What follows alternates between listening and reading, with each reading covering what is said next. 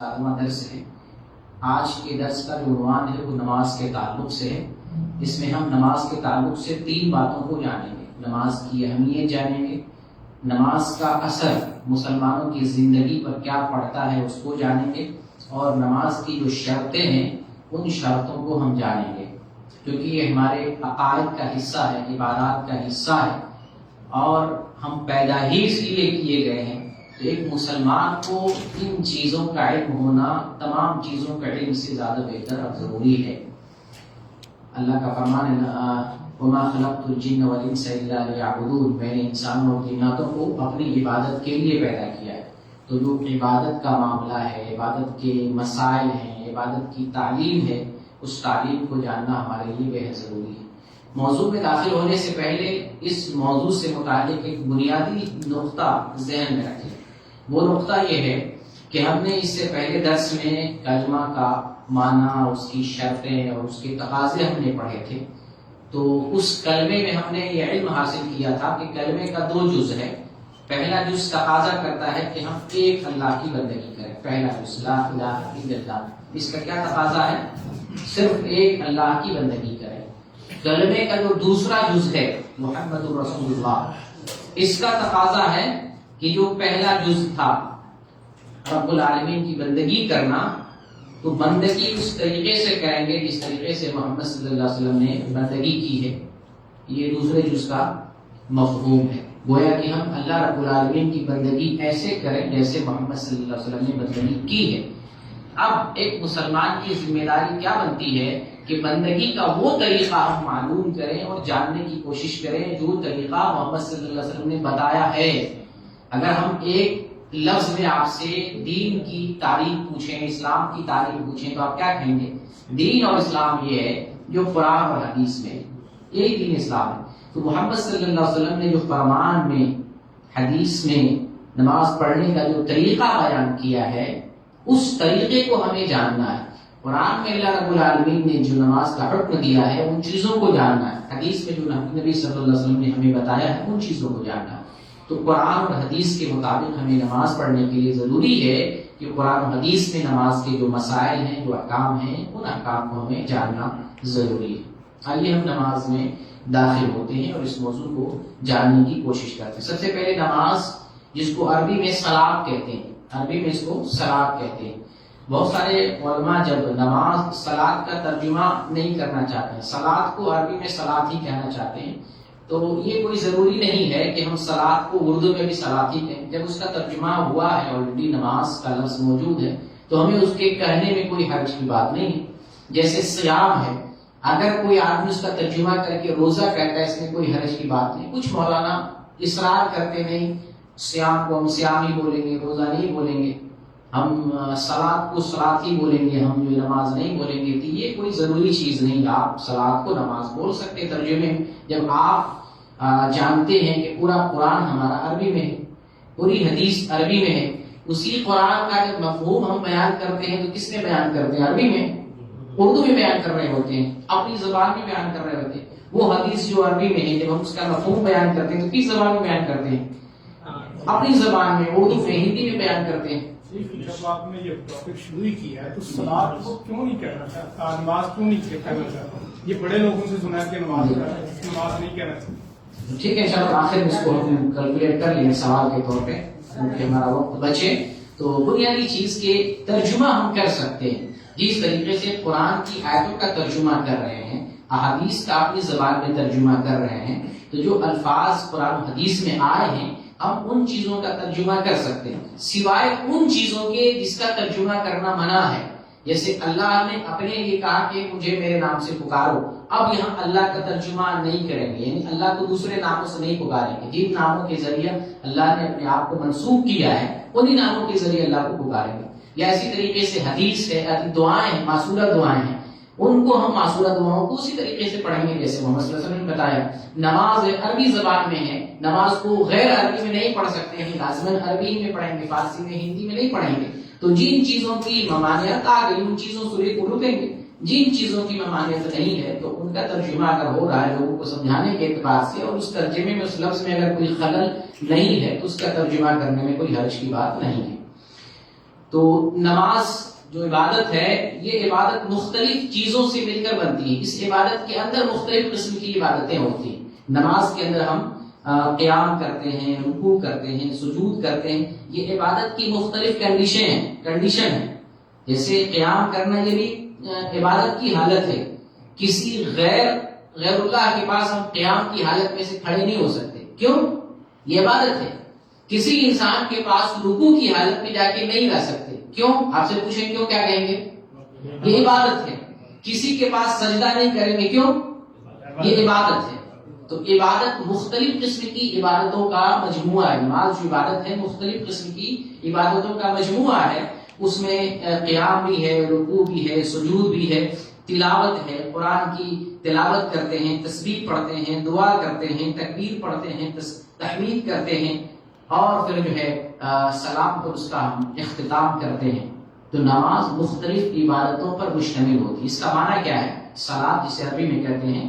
صلاۃ کا معنی ہوتا ہے لغوی معنی ہوتا ہے دعا کے، پکار کے، دعا اور پکار کے. اور جب ہم شرعی معنی جانتے ہیں صلاۃ کا شرعی معنی، نماز کا شرعی معنی کیا ہے، تو نماز کا یا صلاۃ کا شرعی معنی ہے مخصوص اعمال اور افعال کے ذریعہ اللہ رب العالمین کی بندگی کرنا. مخصوص اعمال اور افعال کے ذریعہ اللہ رب العالمین کی بندگی کرنا. جب ہم نماز پڑھ رہے ہوتے ہیں تو مخصوص اعمال انجام دیتے ہیں، جن میں قیام ہے، رکوع ہے، سجود ہے، تشہد ہے، قوما ہے، جلسہ ہے، کافی ساری جو ہے حیرت ہے.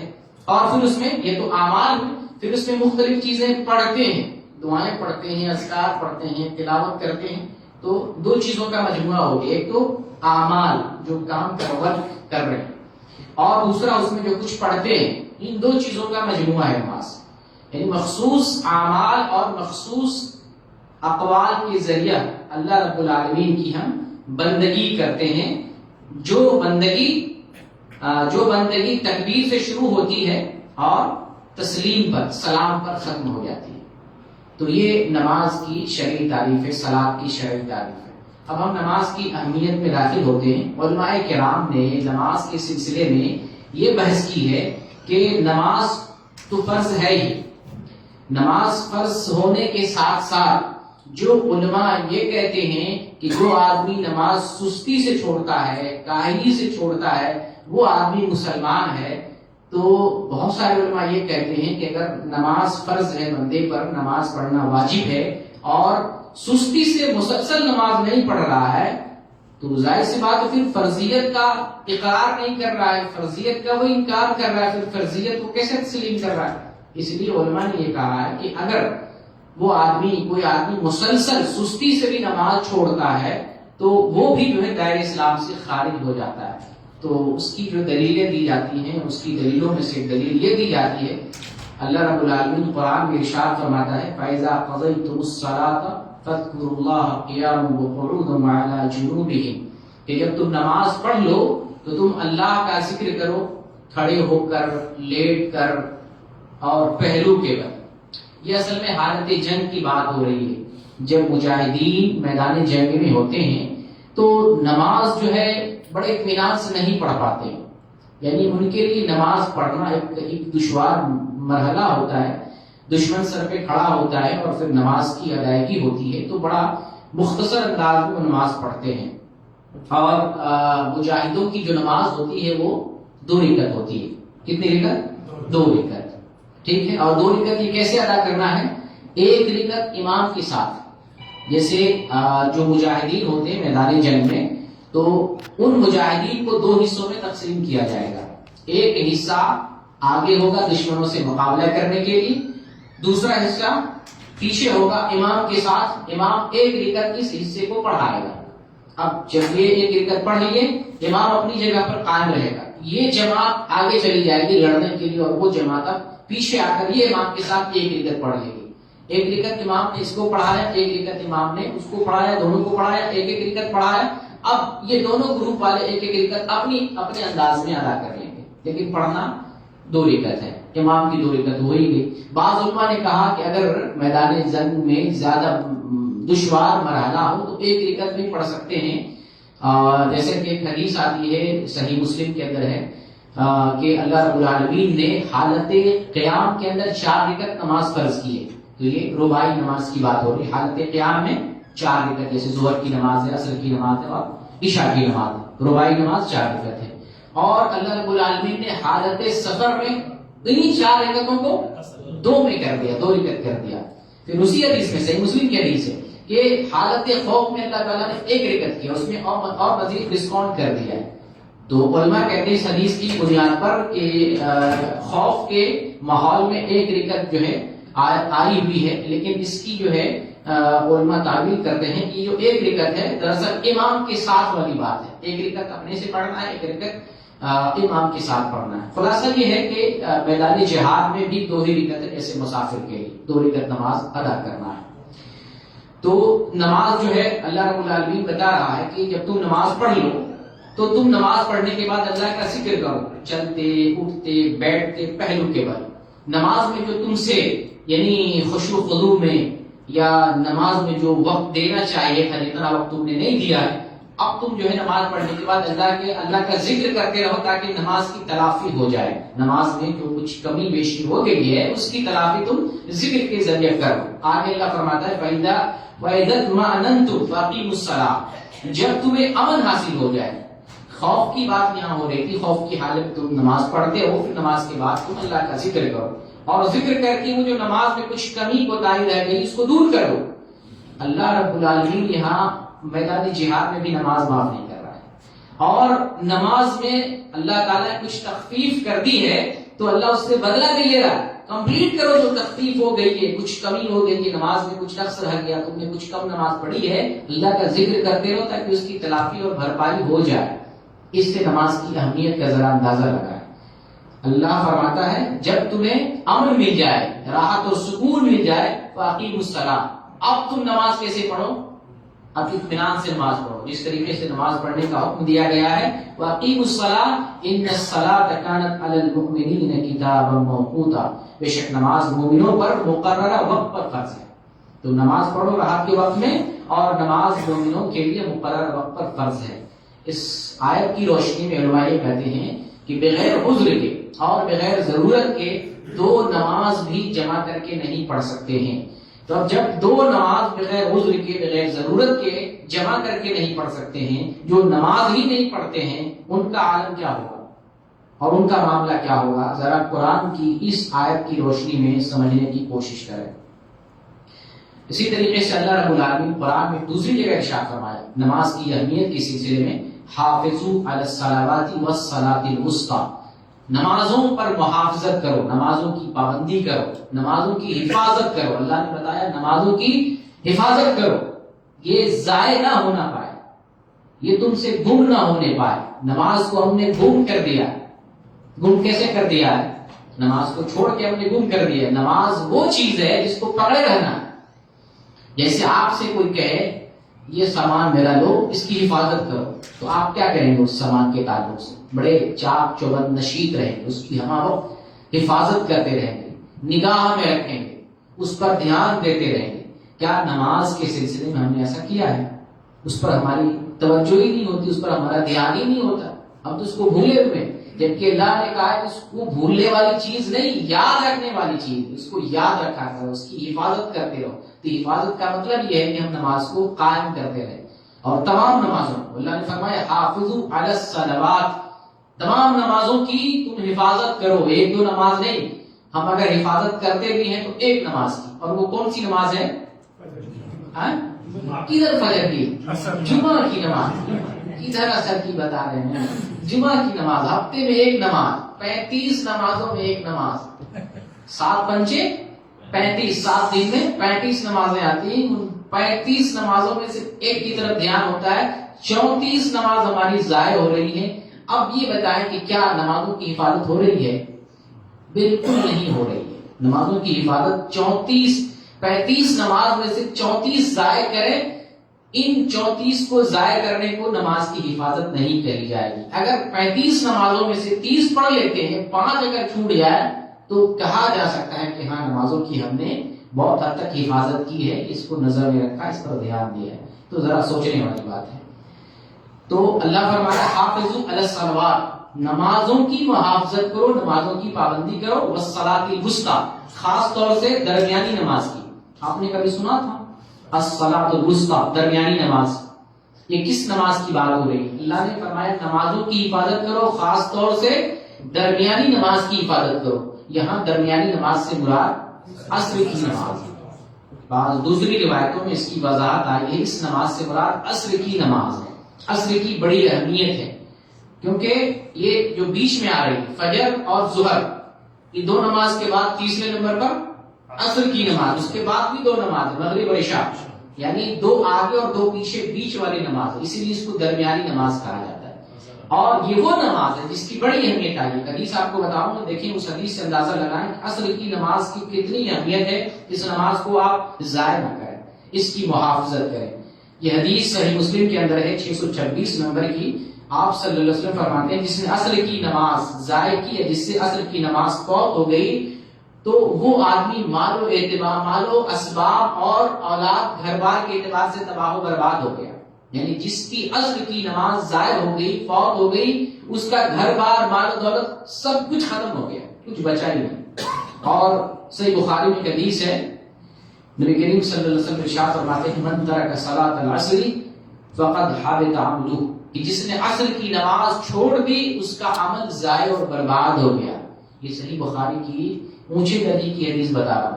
عصر کی نماز کس نے جان بوجھ کر چھوڑ دی تو اس کے سارے اعمال ضائع اور برباد ہو گیا، غارت کر دیے گئے. تو احادیث میں عصر کی نماز کی اہمیت آئی، اسی لیے اللہ تعالیٰ نے قرآن کے اندر خصوصیت کے ساتھ اس کا تذکرہ کیا کہ تم نمازوں کی حفاظت کرو، ساتھ ساتھ عصر کی نماز کی بڑی حفاظت کرو، یہ اہم نماز ہے. وَقُومُوا لِلَّهِ قَانِتِينَ، اور اللہ کے لیے باادب کھڑے رہا کرو. یعنی جب ہم نماز پڑھتے ہیں تو نماز کیسے پڑھیں گے؟ اس میں حرکتیں نہیں کریں، فضول حرکت، کپڑے ٹھیک کر رہے ہیں، دھیان کدھر جا رہا ہے نماز میں اور کہاں کہاں کا خیال لا رہے ہیں. نماز پڑھ رہے ہیں تو باادب اللہ کے سامنے کھڑے ہونا ہے، اس طور پہ جیسے ایک حدیث جبریل کے اندر آیا ہے کہ تم اللہ کی ایسی عبادت کرو گویا کہ تم اللہ کو دیکھ رہے ہو. یہ نماز کی کیفیت ہے. اور اگر تم اللہ کو نہیں دیکھ سکتے ہو تو کیا بتایا گیا ہے؟ تم یہ خیال کرو اللہ ہمیں دیکھ رہا. تو جب کسی کو یہ معلوم ہو اور کسی کی نماز میں یہ کیفیت اور یہ انداز ہو کہ مجھے میرا رب دیکھ رہا ہے، وہ نماز اللہ کو دھیان میں رکھ کر بالکل خشوع و خضوع اور اطمینان و سکون کے ساتھ ادا کرے گا. تو یہی مقصد ہے کہنے کا وَقُومُوا لِلَّهِ قَانِتِينَ، جب تم کھڑے ہو تو باادب اللہ کے لیے کھڑے ہوا کرو. آگے اللہ تعالیٰ وہی جنگ کے حالات میں بتا رہا ہے فَإِنْ خِفْتُمْ فَرِجَالًا أَوْ رُكْبَانًا، جب تمہیں خوف لاحق ہو تو تم چاہے پیدل ہو چاہے سوار ہو نماز پڑھ لو. اللہ نے نماز اس وقت بھی معاف نہیں کیا جس وقت گھماسان کی لڑائی ہے. نماز پڑھنے کے لیے ذرہ برابر بھی فرصت اور مہلت میدان جنگ میں نظر نہیں آ رہی ہے، اس وقت بھی اللہ تعالیٰ نے یہ نہیں کہا ہے کہ تم سے نماز معاف ہو گئی. اس وقت بھی اللہ تعالیٰ یہی بتا رہا ہے کہ تم جس انداز میں نماز پڑھ سکتے ہو، سواری پر گھوڑے پر سوار ہو، جہاد کر رہے ہو، نماز کا وقت ہو گیا ہے، نماز پڑھنے کے لیے فرصت نہیں مل رہی ہے، سواری ہی پر نماز پڑھ لو. اگر تم پیدل چل رہے ہو اور نماز کا وقت نہیں مل رہا ہے، اسی انداز میں نماز پڑھ لو. لیکن نماز معاف نہیں، اس نماز کو ہر حال میں ادا کرنا. یہ ان کی بات کی جا رہی ہے جو میدان جہاد میں، جن کے سامنے آنکھوں کے سامنے موت ہے، تلوار کے سائے میں ہوتے ہیں، دشمن سامنے کھڑا ہوتا ہے، اور ایسے ماحول میں تلوار کے سائے میں اگر نماز معاف نہیں ہے تو جو گھروں میں ہے، جو اپنے گاؤں محلے میں ہے، جو ایئر کنڈیشن روم میں بیٹھے ہوئے ہیں، جو آفسوں میں ہیں، جو ساری سہولتوں والے گھر میں موجود ہیں، جسم پر جو ہے ہر قسم کا جو ہے لباس پوشاک، ہر قسم کی سہولت میسر ہے، ہر قسم کی سہولت نماز پڑھنے کے لیے، ساری کنڈیشن امن ہے، راحت ہے، سکون ہے، نعمت ہے، ساری سہولتیں، اس کے باوجود اگر نماز نہیں پڑھتا ہے تو فکر والی بات ہے کہ پھر مومن کس لیے؟ ہم نے ایمان کس لیے لایا ہے؟ ہم نے کلمہ کس بات کا پڑھا ہے؟ کلمہ کا تقاضا کیا ہے؟ اور مومن کس کام کے لیے؟ تو اللہ تعالیٰ نے فرمایا کہ اگر خوف کا ماحول ہو جائے، نماز پڑھنے کی اگر تمہیں فرصت نہ ملے، تب بھی تم جس کنڈیشن میں اسی کنڈیشن میں پڑھو. سوار ہو سواری پر پڑھ لو، پیدل ہو پیدل ہی نماز پڑھ لو. فَإِذَا أَمِنْتُمْ اور تمہیں امن حاصل ہو جائے، سکون حاصل ہو جائے، تب اللہ نے فرمایا فَاذْكُرُوا اللَّهَ كَمَا عَلَّمَكُمْ مَا لَمْ تَكُونُوا تَعْلَمُونَ، جب تمہیں اطمینان، سکون اور امن راحت حاصل ہو جائے تو تم اللہ کا اسی طریقے سے ذکر کرو جیسے تمہیں سکھایا گیا جو کچھ تم نہیں جانتے تھے۔ تو اب تم امن اور راحت میں اطمینان، سکون، خشوع و خضوع کے ساتھ اللہ کی بندگی کرو۔ ذرا ان دو آیتوں سے جو بھی میں نے آپ کے سامنے پڑھی اندازہ لگائیے، اپنی زندگی کے بارے میں دراصل کیجئے کہ جب مجاہدین سے نماز معاف نہیں، میدان جہاد میں نماز معاف نہیں ہے تو پھر راحت کے موقع پر نماز چھوڑنے والوں کا انجام کیا ہو سکتا ہے۔ تو نماز حقیقت میں کسی سے معاف نہیں ہے، نماز جو ہے ایک فریضہ ہے، اور کلمہ کے بعد جو ہے اہم ترین فریضہ نماز کی ادائیگی ہے۔ جو مسافر ہے اس کے لیے، مقیم ہے اس کے لیے، مجاہد اس کے لیے، بیمار اس کے لیے، ہر حالت میں نماز کی ادائیگی کرنی ہے۔ اگر کوئی شخص کسی بھی کنڈیشن میں ہو، بیمار ہو، حتیٰ کہ نماز کے لیے کھڑا ہونے کی طاقت نہیں، اللہ نے اس سے بھی معاف نہیں کیا۔ کھڑا ہونے کی طاقت نہیں رکھتے ہو، بیٹھ کے پڑھو۔ کوئی بیٹھ کے نماز پڑھ سکتا ہے، اس کو اللہ تعالیٰ نے اس سے بھی نہیں معاف کیا، تو بیٹھ کے پڑھو۔ جو بیٹھ کر بھی نہیں پڑھ سکتا ہے وہ لیٹ کر پڑھے، جو لیٹ کر بھی نہیں پڑھ سکتا ہے پہلو کے بل پڑھے، نہیں تو جو ہے اشارے کے بل پڑھے۔ نماز لیکن معاف نہیں، سوائے اس شخص کے جس کی عقل فوت ہو جائے، عقل جو ہے معاف ہو جائے، جیسے کوئی دیوانہ ہو، مجنون ہو، اس کی عقل جو ہے یا تمیز اس کے اندر سوچنے اور سمجھنے کی صلاحیت نہ ہو، جس کی عقل جو ہے ختم ہو گئی، جنون جس کے اندر ہے، اس سے نماز معاف کر دی گئی ہے۔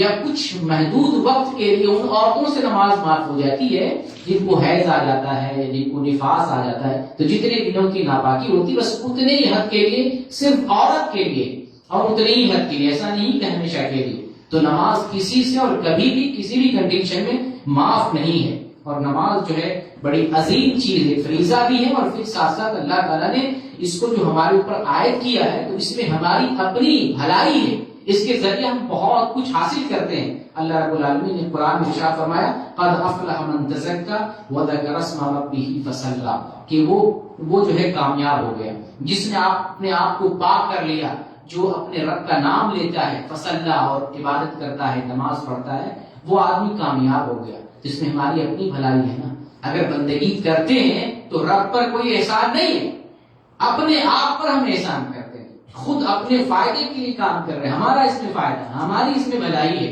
تو اگر ہم رب کی بندگی کرتے ہیں تو ہم کامیاب ہو جاتے ہیں۔ اللہ تعالیٰ نے ایک جگہ اور ارشاد فرمایا قد افلح المؤمنون الذین هم فی صلاتهم خاشعون، کہ وہ ایمان والے کامیاب ہو گئے جو اپنی نماز میں خشوع خضوع اختیار کرتے ہیں۔ نماز کو پڑھنا چاہیے اطمینان و سکون کے ساتھ۔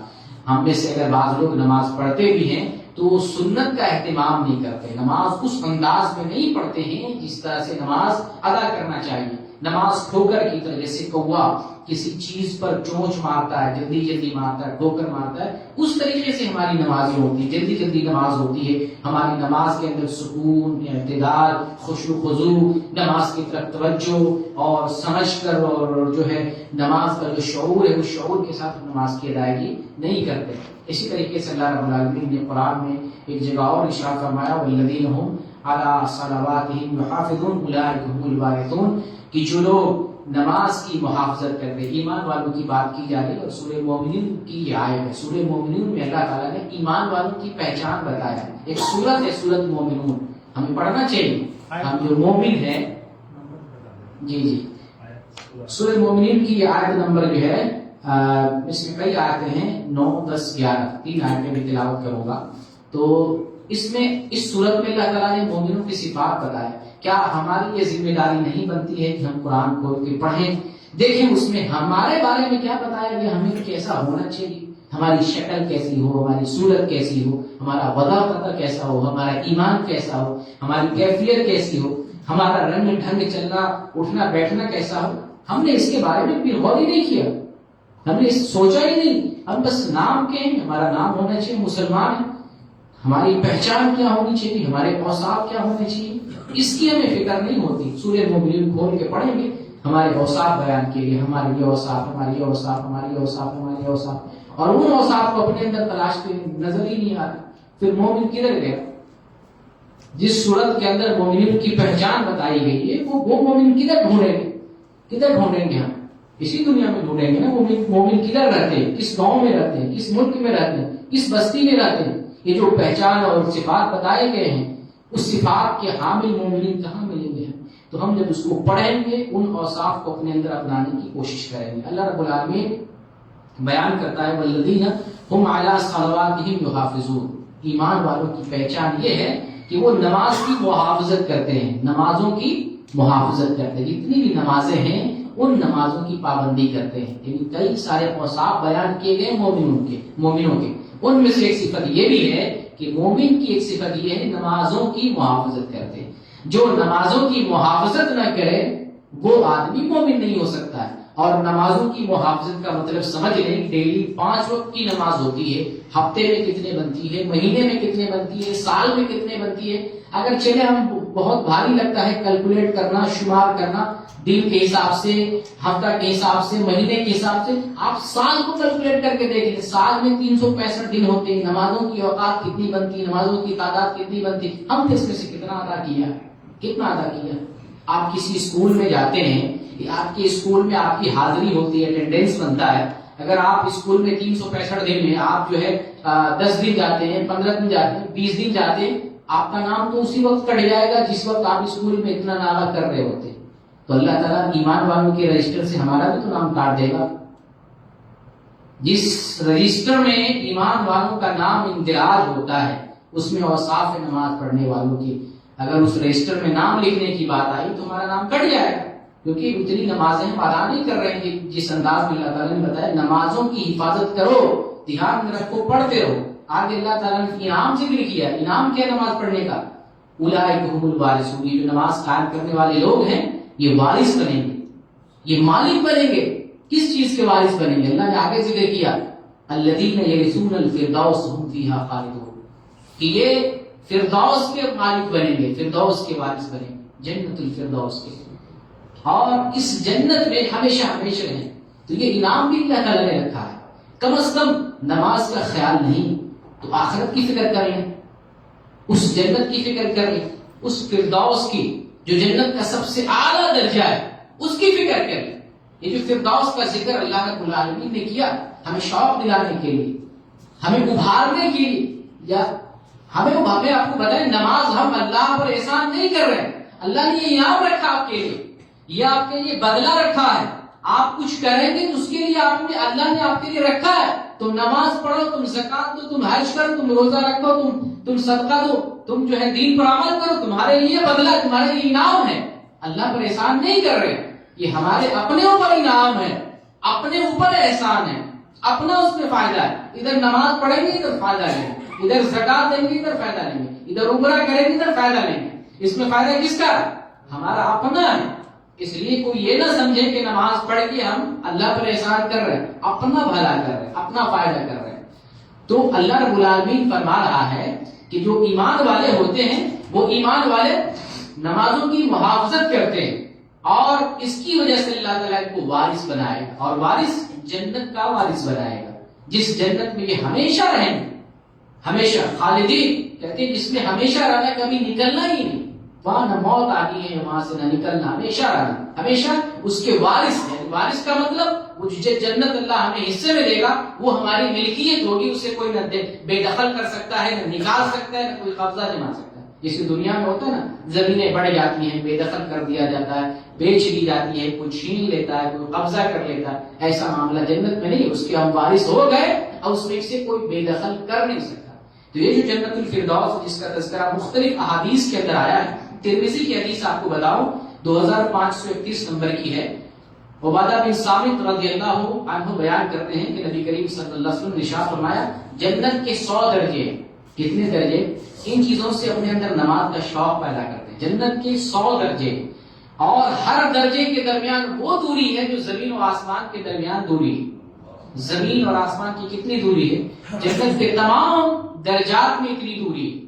اور آپ فرماتے ہیں کہ جو فردوس ہے یہ جنت کا سب سے اعلیٰ درجہ ہے. جنت الفردوس جنت کا سب سے اعلیٰ درجہ ہے. اسی جنت سے 4 نہریں جاری ہوتی ہیں. کتنی نہریں؟ 4. کبھی آپ نے سنا تھا؟ قرآن میں آیا ہوا ہے تو ہم پڑھتے نہیں نا، تو کیسے سنیں گے؟ آپ اس درس کو کنٹینیو کریں گے، پڑھتے رہیں گے، آپ کو پتہ چلے گا۔ قرآن میں سورہ محمد میں اللہ تعالیٰ نے اس کا ذکر فرمایا ہے، جنت میں 4 نہریں بہیں گی، اسی 4 نہر کا تذکرہ ترمذی کے اندر آیا۔ آپ دیکھیں حدیث اور قرآن کی کس طرح سے تعلق ہے، بغیر حدیث کے قرآن کو سمجھ نہیں سکتے۔ حدیث کو چھوڑ کر کوئی کہے کہ ہم اہل قرآن بن جاتے ہیں، کوئی دین پر عمل کر لیں گے، ایسا ہو نہیں سکتا۔ قرآن اور حدیث دونوں کو ملا کر کے ہمیں دیکھنا ہے۔ تو نبی صلی اللہ علیہ وسلم حدیث میں فرمایا جنت، اسی جنت سے، جنت الفردوس سے یہاں سے 4 نہریں بہ رہی ہیں۔ یہاں پہ 4 نہروں کا ذکر نہیں ہے، اس کو تلاش کرتے ہیں تو ہمیں سورہ محمد پڑھتے وہاں نظر آتا ہے جنت میں 4 نہریں۔ کون کون سی نہر؟ پانی کی نہر ہوگی، دودھ کی نہر ہوگی، شہد کی نہر ہوگی اور شراب کی نہر ہوگی۔ یہ 4 نہریں۔ جی شراب، الحمدللہ شراب پیئیں گے، گھبرائے نہیں، انشاءاللہ شراب پیئیں گے، لیکن شراب طہورا، پاک شراب، نجس نہیں، بدبو آئے وہ نہیں، اللہ کی شراب بہترین شراب، شراب طہورا، یعنی پاکیزہ شراب پیئیں گے۔ تو ایمان والوں کو یہ شراب ملے گی، جن کے پاس ایمان نہیں وہ جنت کیسے ملے گی؟ اسی کا تو اللہ تعالیٰ نے شوق دلایا ہے کہ نماز پڑھو، نماز کی محافظت کرو، نماز کو قائم کرتے رہو، جنت الفردوس کے تم مستحق بنو گے۔ تو آپ صلی اللہ علیہ وسلم فرماتے ہیں اسی جنت الفردوس سے 4 نہریں جاری ہوتی ہیں، اور اسی جنت الفردوس کے اوپر اللہ کا عرش ہے، اسی کے اوپر دیکھ کتنا بڑا مقام ہے کہ وہ آدمی جو جنت الفردوس میں ہوگا اللہ سے بہت قریب ہوگا۔ ایسی جنت ہمیں نصیب ہونی چاہیے۔ اور آپ نے فرمایا جب تم اللہ سے جنت کا سوال کرو تو جنت الفردوس کا سوال کرو۔ آپ صلی اللہ علیہ وسلم نے رہنمائی بھی فرمائی کیسے آپ دعا کریں گے اللہ رب العالمین سے، اے اللہ ہمیں جنت الفردوس دے، اے اللہ ہمیں جنت الفردوس دے، جنت کا سب سے اعلیٰ مقام فردوس میں ہمارا درجہ عطا فرما۔ جیسے ہم جو ہے عربی میں دعا کریں گے اللہم انا نسألک جنت الفردوس، یا اللہم انی اسألک الفردوس الاعلی من الجنہ، اے اللہ ہم تجھ سے جنت الفردوس کا سوال کرتے ہیں۔ اپنی زبان میں کر سکتے ہیں، عربی زبان میں کر سکتے ہیں، اس کا اللہ رب العالمین سے سوال کرتے رہنا چاہیے۔ تو یہ اس آیت سے نماز کی اہمیت ہمیں معلوم ہوتی ہے۔ اچھا دیکھیں جنت اور جہنم میں کافی ڈفرینس، دوری ہے، طوالت ہے، اس کے باوجود جو جنتی لوگ ہیں ان کو اللہ تعالیٰ بڑی آزادی دے گا، بڑی نعمتیں دے گا۔ ایک نعمت یہ بھی ہے کہ وہ جنت سے سیر کرنے جہنم کی طرف بھی جا سکتے ہیں۔ یہ کسی جہنمی کو نصیب نہیں ہوگا، جہنمی ہمیشہ قید میں رہے گا۔ جیسے جیل میں کوئی ہوتا ہے کہ کہیں گھومنے کی آزادی نہیں ہوتی، لیکن جو آدمی جیل سے باہر ہے وہ گھومتا ہے، پھرتا ہے، عائش کرتا ہے۔ تو جنتی لوگوں کی نعمت یہ بھی ہے کہ گھومنے جائیں گے، جہنم کی طرف جائیں گے، اپنے پہچان والوں سے ملیں گے، دوستوں سے، یاروں سے، پہچان والوں سے ملاقات کریں گے اور سوال کریں گے، جس کا قرآن میں ذکر ہے سورہ مدثر میں۔ یہ پوچھیں گے ما سلککم فی سقر، تم جہنم میں کیسے آ گئے؟ ما سلککم فی سقر، تم جہنم میں کیوں آ گئے؟ تو وہ جواب دے گا جہنمی، قالوا لم نک من المصلین، ہم نماز پڑھنے والوں میں سے نہیں تھے۔ افسوس کی بات ہے ہم جن نمازوں کی حفاظت کی اللہ تعالیٰ نے بات کی ہے ان نمازوں کو ہم نے ضائع کیا تو مقام کیا ہوا؟ مقام جہنم۔ یہاں اس آیت میں بہت بڑی بات کہی جا رہی ہے، یعنی یہ جو پوچھنے والا ہوگا، پوچھنے والا کوئی مسلمان ہوگا، کوئی مومن ہوگا، دنیا کا ساتھی ہوگا نا، وہی نا اپنے دوست سے پوچھے گا۔ اس کا مطلب جو جہنم میں گیا پتا چل رہا ہے کہ وہ بھی اسی کے قبیلے سے تھا، اسی کے خاندان سے تھا، اسی کے جماعت سے تھا، اسی گروپ سے تھا، یا کھول کے میں کہوں تو وہ بھی مسلمانوں میں سے تھا، لیکن ایک جنت میں جا رہا ہے، ایک جہنم میں جا رہا ہے۔ تو ایک جنت میں جا رہا ہے نماز پڑھنے کی وجہ سے، ایک جہنم میں جا رہا ہے نماز چھوڑنے کی وجہ سے۔ یہ تعلق اس آیت کا پتہ چل رہا ہے نا۔ ملاقات کرنے والا کس سے ملاقات کرتا ہے؟ اجنبی سے، پہچان والے سے، اپنے جاننے پہچاننے والے سے۔ تو جاننے پہچاننے والا اسی کی نسل کا ہوگا نا، اسی کے گھر کا ہوگا، اسی کے قوم قبیلے کا ہوگا، اسی کا یار دوست ہوگا۔ سوچے گا چلو ہمارا یار پریشانی میں ہے، مصیبت میں، جا کے ذرا ملاقات کر، لیکن دیکھا تو پتہ چلا جہنم میں۔ اور پوچھا کیوں جہنم میں آئے تو پتا ہے اس کو کیوں جہنم میں آیا، وہ یہی کہے گا ہم نماز پڑھنے والوں میں سے نہیں تھے۔ یہاں پر ایک شیخ ابن عثیمین رحمۃ اللہ علیہ کا ایک فتویٰ میں آپ سے نقل کروں کہ جو بحث چلی ہے بے نمازی کون ہے، یہاں میں جاننا ہے بے نمازی کون ہے، تو یہ علماء نے عام طور سے یہ بات کی ہے کہ جو نماز کی فرضیت کا اقرار کر رہا ہے، گو کہ صرف جمعہ پڑھتا ہے یا سستی کی وجہ سے عام طور سے نمازیں چھوڑ دیتا ہے، اکثر علماء کہتے ہیں کہ وہ مسلمان ہے اگر نماز کی فرضیت کا اقرار کر رہا ہے تو، اور اگر فرضیت ہی کا انکار کر دے، نماز فرضی نہیں مارے گی، نماز کوئی چیز نہیں، کوئی شے نہیں، کوئی بلائی نہیں مارے گی، تو تب تو جو ہے کوئی اختلاف ہی نہیں، وہ پکا کافر ہو جائے گا، اسلام سے نکل جائے گا۔ لیکن شیخ ابن عثیمین رحمۃ اللہ علیہ فرماتے ہیں کہ جو آدمی ہفتے میں 35 نمازیں آتی ہیں، 35 نمازوں میں سے صرف جمعہ کی نماز پڑھنے والا ہو، اس کو نماز پڑھنے والا نہیں مانا جائے گا، کیونکہ تناسب بہت حد تک آپ کس اعتبار سے کیلکولیٹ کریں گے؟ آپ حساب جانتے ہیں، گنتی جانتے ہیں، اللہ نے حکم دیا نماز قائم کرو، اللہ نے حکم دیا نماز کی حفاظت کرو، اللہ نے حکم دیا نماز پڑھتے رہو۔ ہفتے میں 35 نماز میں سے اگر کوئی آدمی صرف ایک نماز پڑھ رہا ہے، اس کو نماز پڑھنے والا نہیں مانا جائے گا۔ اس لیے شیخ ابن عثیمین رحمۃ اللہ علیہ کہتے ہیں یہ تارک صلاۃ ہے، نماز چھوڑنے والا ہے، یہ بے نمازی ہے۔ تو جو بے نمازی کا انجام ہے ہمیں معلوم ہے دنیا اور آخرت میں۔ تو جمعہ صرف پڑھنے والا ہم نہیں کہہ سکتے ہیں کہ وہ نماز پڑھنے والا ہے یا نمازی ہے، صرف جمعہ پڑھنے والا اسلام سے بہک جاتا ہے اور وہ جو ہے بے نمازی کی کیٹیگری میں آ جاتا ہے۔ اس لیے اس مسئلے کو ہمیں سمجھنے کی ضرورت ہے۔ اچھا، نماز کی اہمیت کا اندازہ لگائیں کہ نماز ہی یعنی دین کے جتنے مسائل ہیں ان تمام احکام اور معاملات میں نماز ہی ایک معاملہ ہے کہ اللہ تعالیٰ نے اپنے پاس بلا کر تحفے میں محمد صلی اللہ علیہ وسلم کو دیا۔ باقی جتنی چیزیں ہیں سب کو جبریل علیہ السلام کے ذریعے دنیا میں بھیجا ہے۔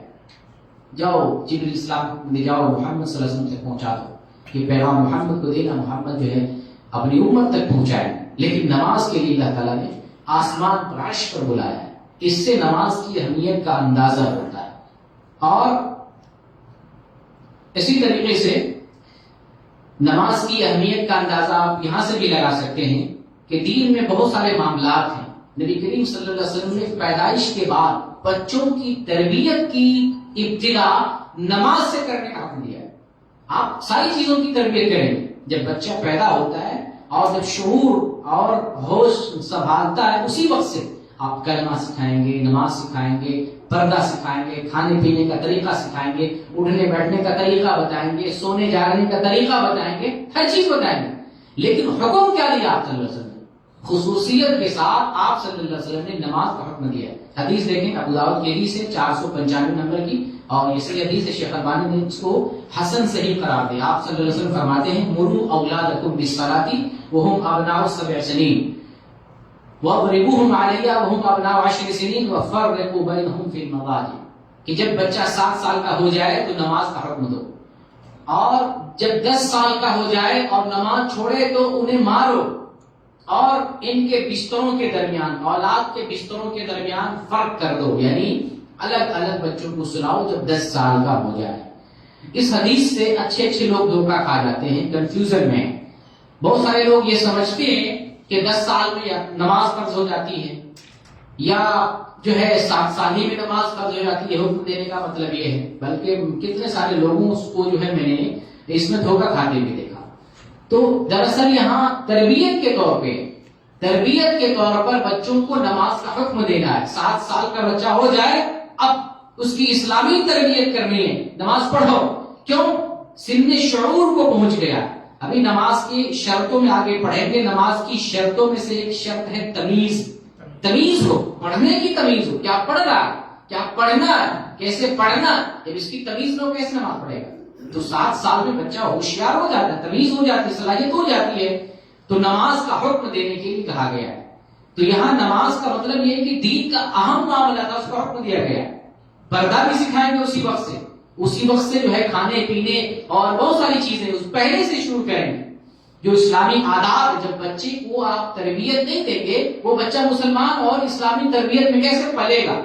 ماں باپ کی ذمہ داری ہے، یہ باپ کی ذمہ داری بتائی جا رہی، ماں کی ذمہ داری بتائی جا رہی۔ جب تمہارا بچہ 7 سال کا ہو جائے نماز کا حکم دو۔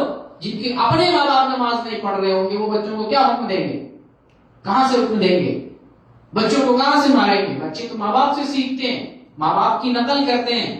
پیدا ہی ہوتا جب بچہ تو بہت ساری خوبی تو ایسے لے کر آتا ہے، بولنے کی خوبی، ایکٹنگ کرنے کی، آواز کی، حتیٰ کہ ساخت اور جسم بناوٹ، بہت اعتبار سے بچہ ماں باپ کے مشابہ ہوتا ہے، اور جب ماں باپ کو کچھ دیکھتا ہے تو وہی کچھ کر رہا ہوتا ہے، کیونکہ وہ خون ہے اس کے رگ میں، اس کے اندر وہ خون دوڑتا ہے، جلدی کیچ کرتا ہے ماں باپ جو کچھ کر رہے ہوتے ہیں۔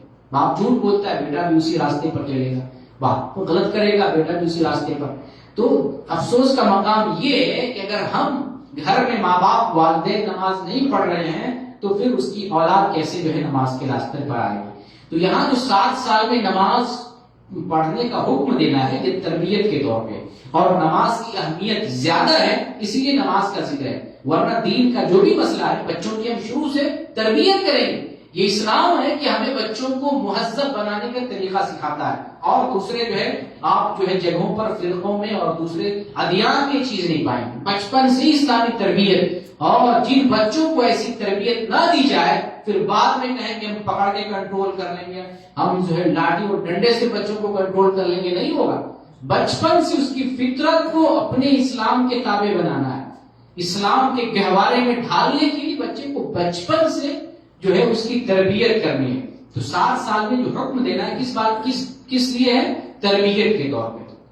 یہ واجب ابھی نماز نہیں، تربیت کے طور پہ۔ اچھا جب 10 سال کا ہو جائے نماز چھوڑے مارنا ہے، یہ کیوں ہے؟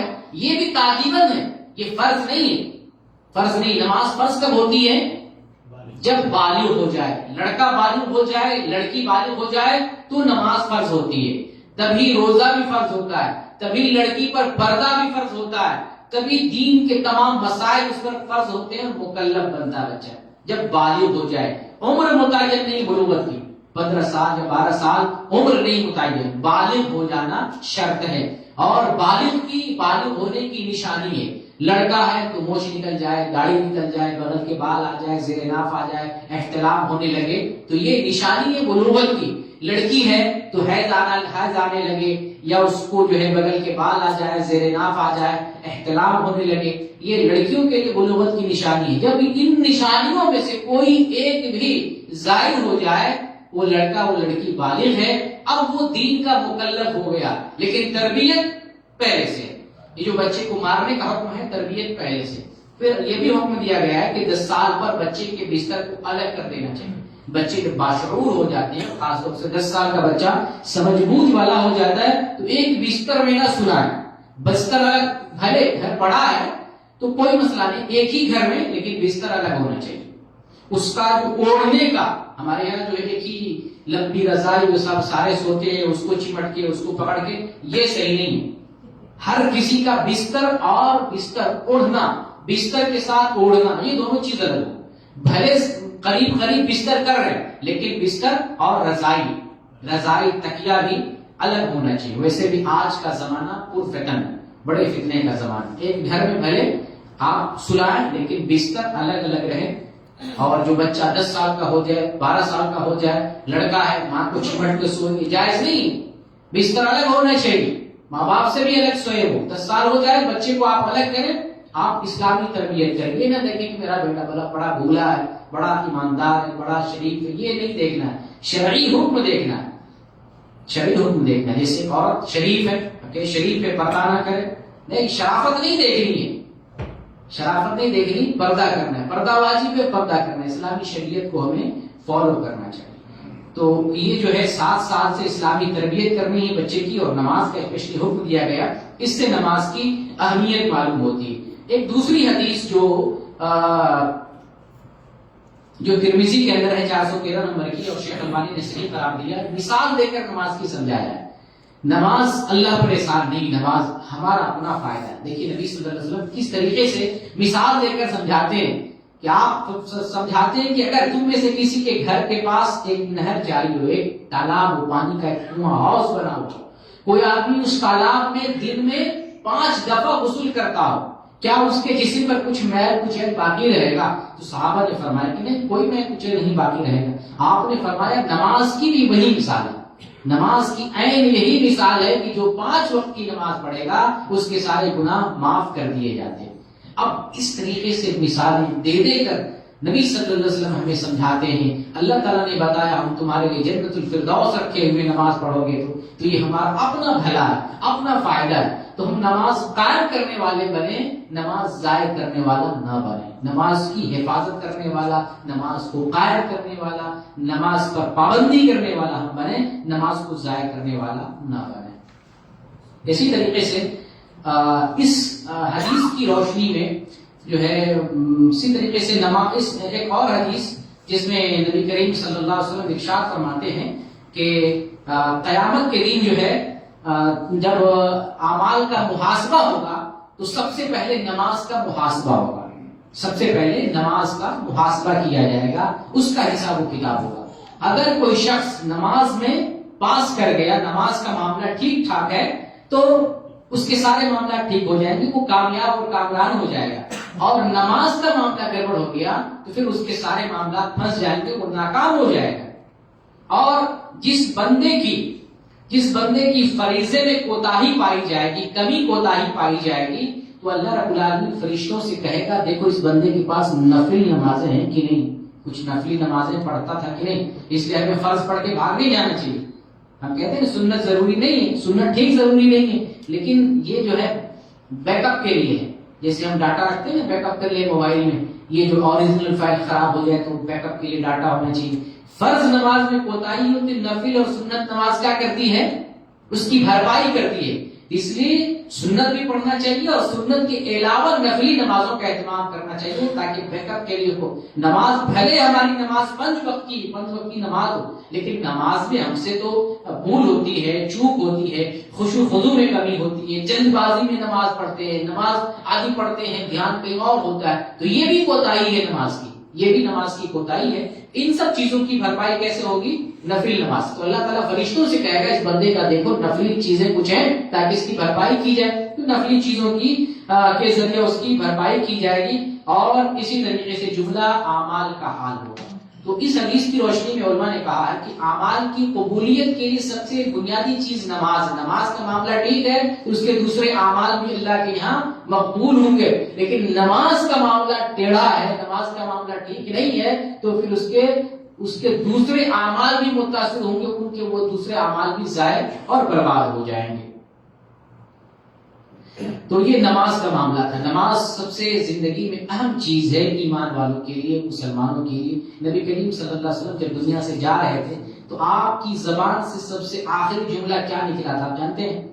ہمارے آقا، ہمارے پیارے حبیب محمد صلی اللہ علیہ وسلم کی زبان سے کیا لفظ نکالے تھے؟ معلوم ہونا چاہیے. عربی میں بولے تھے، عربی میں ترجمہ نہیں کریں، عربی میں بتائیں، ترجمہ بعد میں کر لیجیے. کیا بولے تھے؟ الصلاۃ الصلاۃ. 2 مرتبہ آپ نے فرمایا. کیا فرمایا؟ الصلاۃ الصلاۃ وما ملکت ایمانکم، کہ نماز یا لوگوں، اے لوگوں نماز قائم کر رکھنا، نماز قائم کرتے رہنا، اور غلاموں اور لوڈیوں کے معاملے میں تم اللہ سے ڈرتے رہنا. حضرت علی رضی اللہ تعالیٰ عنہ فرماتے ہیں، یہ ابو داؤد کی حدیث ہے 5156 نمبر کی ہے. علی رضی اللہ عنہ فرماتے ہیں کان آخر کلام رسول اللہ صلی اللہ علیہ وسلم، کیا ہے؟ کان آخر کلام رسول اللہ صلی اللہ علیہ وسلم، نبی کریم صلی اللہ علیہ وسلم کی زبان کا آخری کلمہ کیا تھا؟ سبحان اللہ. ہماری زبان سے بھی اس طرح کی چیزیں نکلے، نماز کا لفظ بولتے ہوئے، قرآن کا لفظ بولتے ہوئے، کلمہ کا لفظ بولتے ہوئے دنیا سے جائیں. آپ صلی اللہ علیہ وسلم کی زبان مبارک سے آخری کلمہ جو حضرت علی رضی اللہ عنہ فرماتے ہیں آخری کلمہ آپ کی زبان سے جو نکلا تھا وہ تھا الصلاۃ الصلاۃ. نماز قائم کرو، نماز قائم کرو. اتقوا اللہ فیما ملکت ایمانکم، اور تم غلام اور لوڈیوں کے معاملے میں اللہ تعالیٰ سے ڈرتے رہو. تو جب جو چیز نبی صلی اللہ علیہ وسلم آخری لحظے اور آخری وقت میں جو مرض الموت کا وقت ہے، اس وقت میں جس چیز کو دوہرا رہے ہیں، مسلمان کی زندگی میں اس چیز سے بڑھ کر کوئی معاملہ نہیں ہو سکتا. وفات کے وقت جس کا خیال کر رہے ہیں ہمارے محمد صلی اللہ علیہ وسلم. دین کو تو سب سے زیادہ سمجھنے والے، جاننے والے تو آپ ہی ہیں. دین کو سمجھنے والے، آخرت کو سمجھنے والے، دنیا کو جاننے والے. اللہ تعالیٰ قیامت میں کیا معاملہ کرے گا، امت کے ساتھ کیا کرے گا، لوگوں کے ساتھ کیا معاملہ کرے گا، محمد صلی اللہ علیہ وسلم ہم سے بہتر جانتے ہیں. آپ سمجھ رہے ہیں کہ نماز کا معاملہ مسلمانوں کے لیے سب سے زیادہ اہم ہے.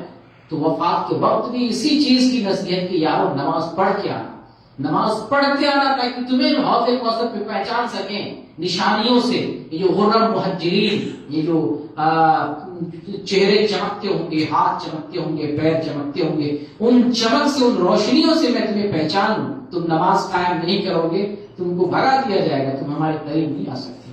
تو نبی صلی اللہ علیہ وسلم نماز کی تاکید کرتے ہوئے دنیا سے گئے. یہ تو نماز کی اہمیت کا معاملہ تھا. اب آتے نماز کا زندگی پر اثر کیا پڑتا ہے. نماز جب ہم پڑھتے ہیں تو اس کا ہماری زندگی پر بہت اثر پڑتا ہے. ایک انسان نماز پڑھنے والا بڑا دیانتدار بنتا ہے، ایمانتدار بنتا، امانتدار، سچ بولنے والا، جھوٹ سے، بے ایمانی سے، دغا بازی سے، فریب سے، اور جو ہے منکر چیزوں سے، فحش چیزوں سے، ان سب چیزوں سے پاک ہوتا ہے. اور اللہ تعالیٰ گناہوں سے بھی معاف کرتا ہے، گناہوں سے پاک صاف کرتا ہے. جو بندہ نماز قائم کر رہا ہوتا ہے اس کی زندگی کے اندر سعادت، خیر، برکت آتی ہے. 5 وقت کی نماز اللہ تعالیٰ نے ایسے ایسے وقفے سے رکھا ہے کہ انسان کا ذہن، اس کا دل، اس کا دماغ اور اس کی جو ہے اس کی روح کی صفائی ہو رہی ہوتی. مثال کے طور پہ آپ فجر میں اٹھتے ہیں، فجر کی نماز پڑھتے ہیں، ابھی تو انسان کی کوئی دماغ میں خیال نہیں آیا تھا. نماز پڑھ کر ہم تعلق اپنے رب سے، اپنے خالق سے جوڑ لیتے ہیں. پھر ہم دنیا میں گھومتے ہیں، کام کاج کرتے ہیں. پھر جو ہے ظہر کے وقت نماز کا وقت ہوتا ہے. اس دوران اگر ہم بھٹک گئے تھے، ذہن خراب ہو گیا تھا، دل میں جو ہے وسوسے پیدا ہو گئے تھے، شیطان نے ورغلایا تھا، ان سب چیزوں کی اصلاح کب ہو رہی ہے؟ جب آپ ظہر کی نماز میں گئے. ٹھیک ہے، پھر آپ کا دل ٹھیک ہو گیا، آپ کی روح ٹھیک ہو گئی، آپ کی طبیعت اصل فطرت پہ آ گئی. پھر اس کے بعد عصر کا وقت آتا ہے. ظہر سے عصر کے مابین اگر کچھ غلطی ہوتی ہے، کچھ گناہ ہوتا ہے، کچھ نادانیاں ہوتی ہیں، کچھ کمزوریاں ہوتی ہیں، عصر کی نماز پڑھتے ہیں آپ کی حیرت پھر اچھی چیز پر آ جاتی ہے. پھر آپ فطرت پہ آ جاتے ہیں، پھر رب کی طرف آ جاتے ہیں، آپ کی اصلاح ہو رہی ہے. پھر مغرب کے وقت، عصر اور مغرب کے درمیان کچھ معاملہ ہوتا ہے، اللہ اس کی اصلاح فرماتا ہے. پھر عشاء کا معاملہ، عشاء کی نماز اور مغرب کے درمیان جو کچھ ہوتا ہے، نماز پڑھ کر اپنی بخشش اور مغفرت کروا لیتے ہیں. پھر آپ سو جاتے ہیں، نماز پڑھ کر اپنی بخشش کروا کر پاک ہو کر صاف ہو کر سو جاتے ہیں. پھر اٹھتے ہیں، صبح اٹھتے ہیں، اللہ سے تعلق جوڑ لیتے ہیں. تو اللہ تعالیٰ نے جو 5 وقت میں نماز رکھا ہے، یہ ہماری صفائی ہوتی ہے. جیسے ہم جسم کو دھلتے ہیں، غسل کر کے پاک کرتے ہیں، اسی طریقے سے نماز پڑھ کے اندرونی اعضاء کو، اندرونی چیزوں کو، قلب کو، دل کو دھوتے ہیں، دماغ کو صاف کرتے ہیں، سوچ اور فکر کی اصلاح کرتے ہیں، اندرونی چیزوں کی اصلاح کرتے ہیں. تو نماز کا بڑا فائدہ اپنی زندگی کے اندر. جب آپ نماز پڑھتے ہیں تو گناہ بھی معاف ہوتا ہے.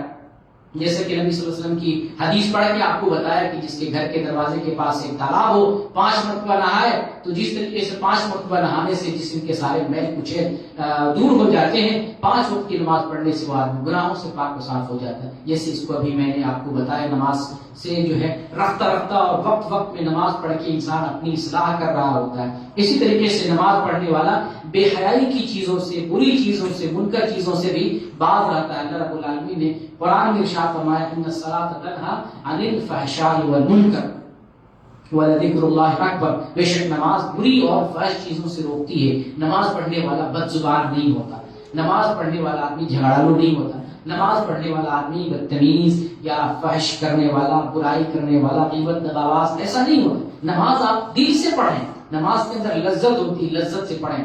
اگر لذت نماز میں نہ ملے تو آپ نماز صحیح سے نہیں پڑھ رہے ہیں. نماز کی لذت یہ ہے کہ شوق سے پڑھنے جائیں، دیکھ کر، کسی کے کہنے پر یا کچھ مجبوری میں یا عادتاً نماز میں پڑھیں.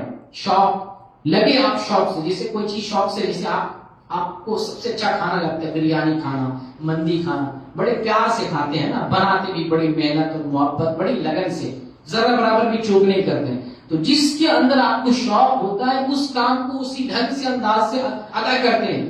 ٹھیک یہی معاملہ نماز کا ہے. اگر اسی کیفیت میں نماز ادا کر رہے ہیں، لذت مل رہی، سجدے میں جا رہے ہیں، آپ کو خوشی مل رہی ہے، ہم رب کے حضور حاضر ہیں،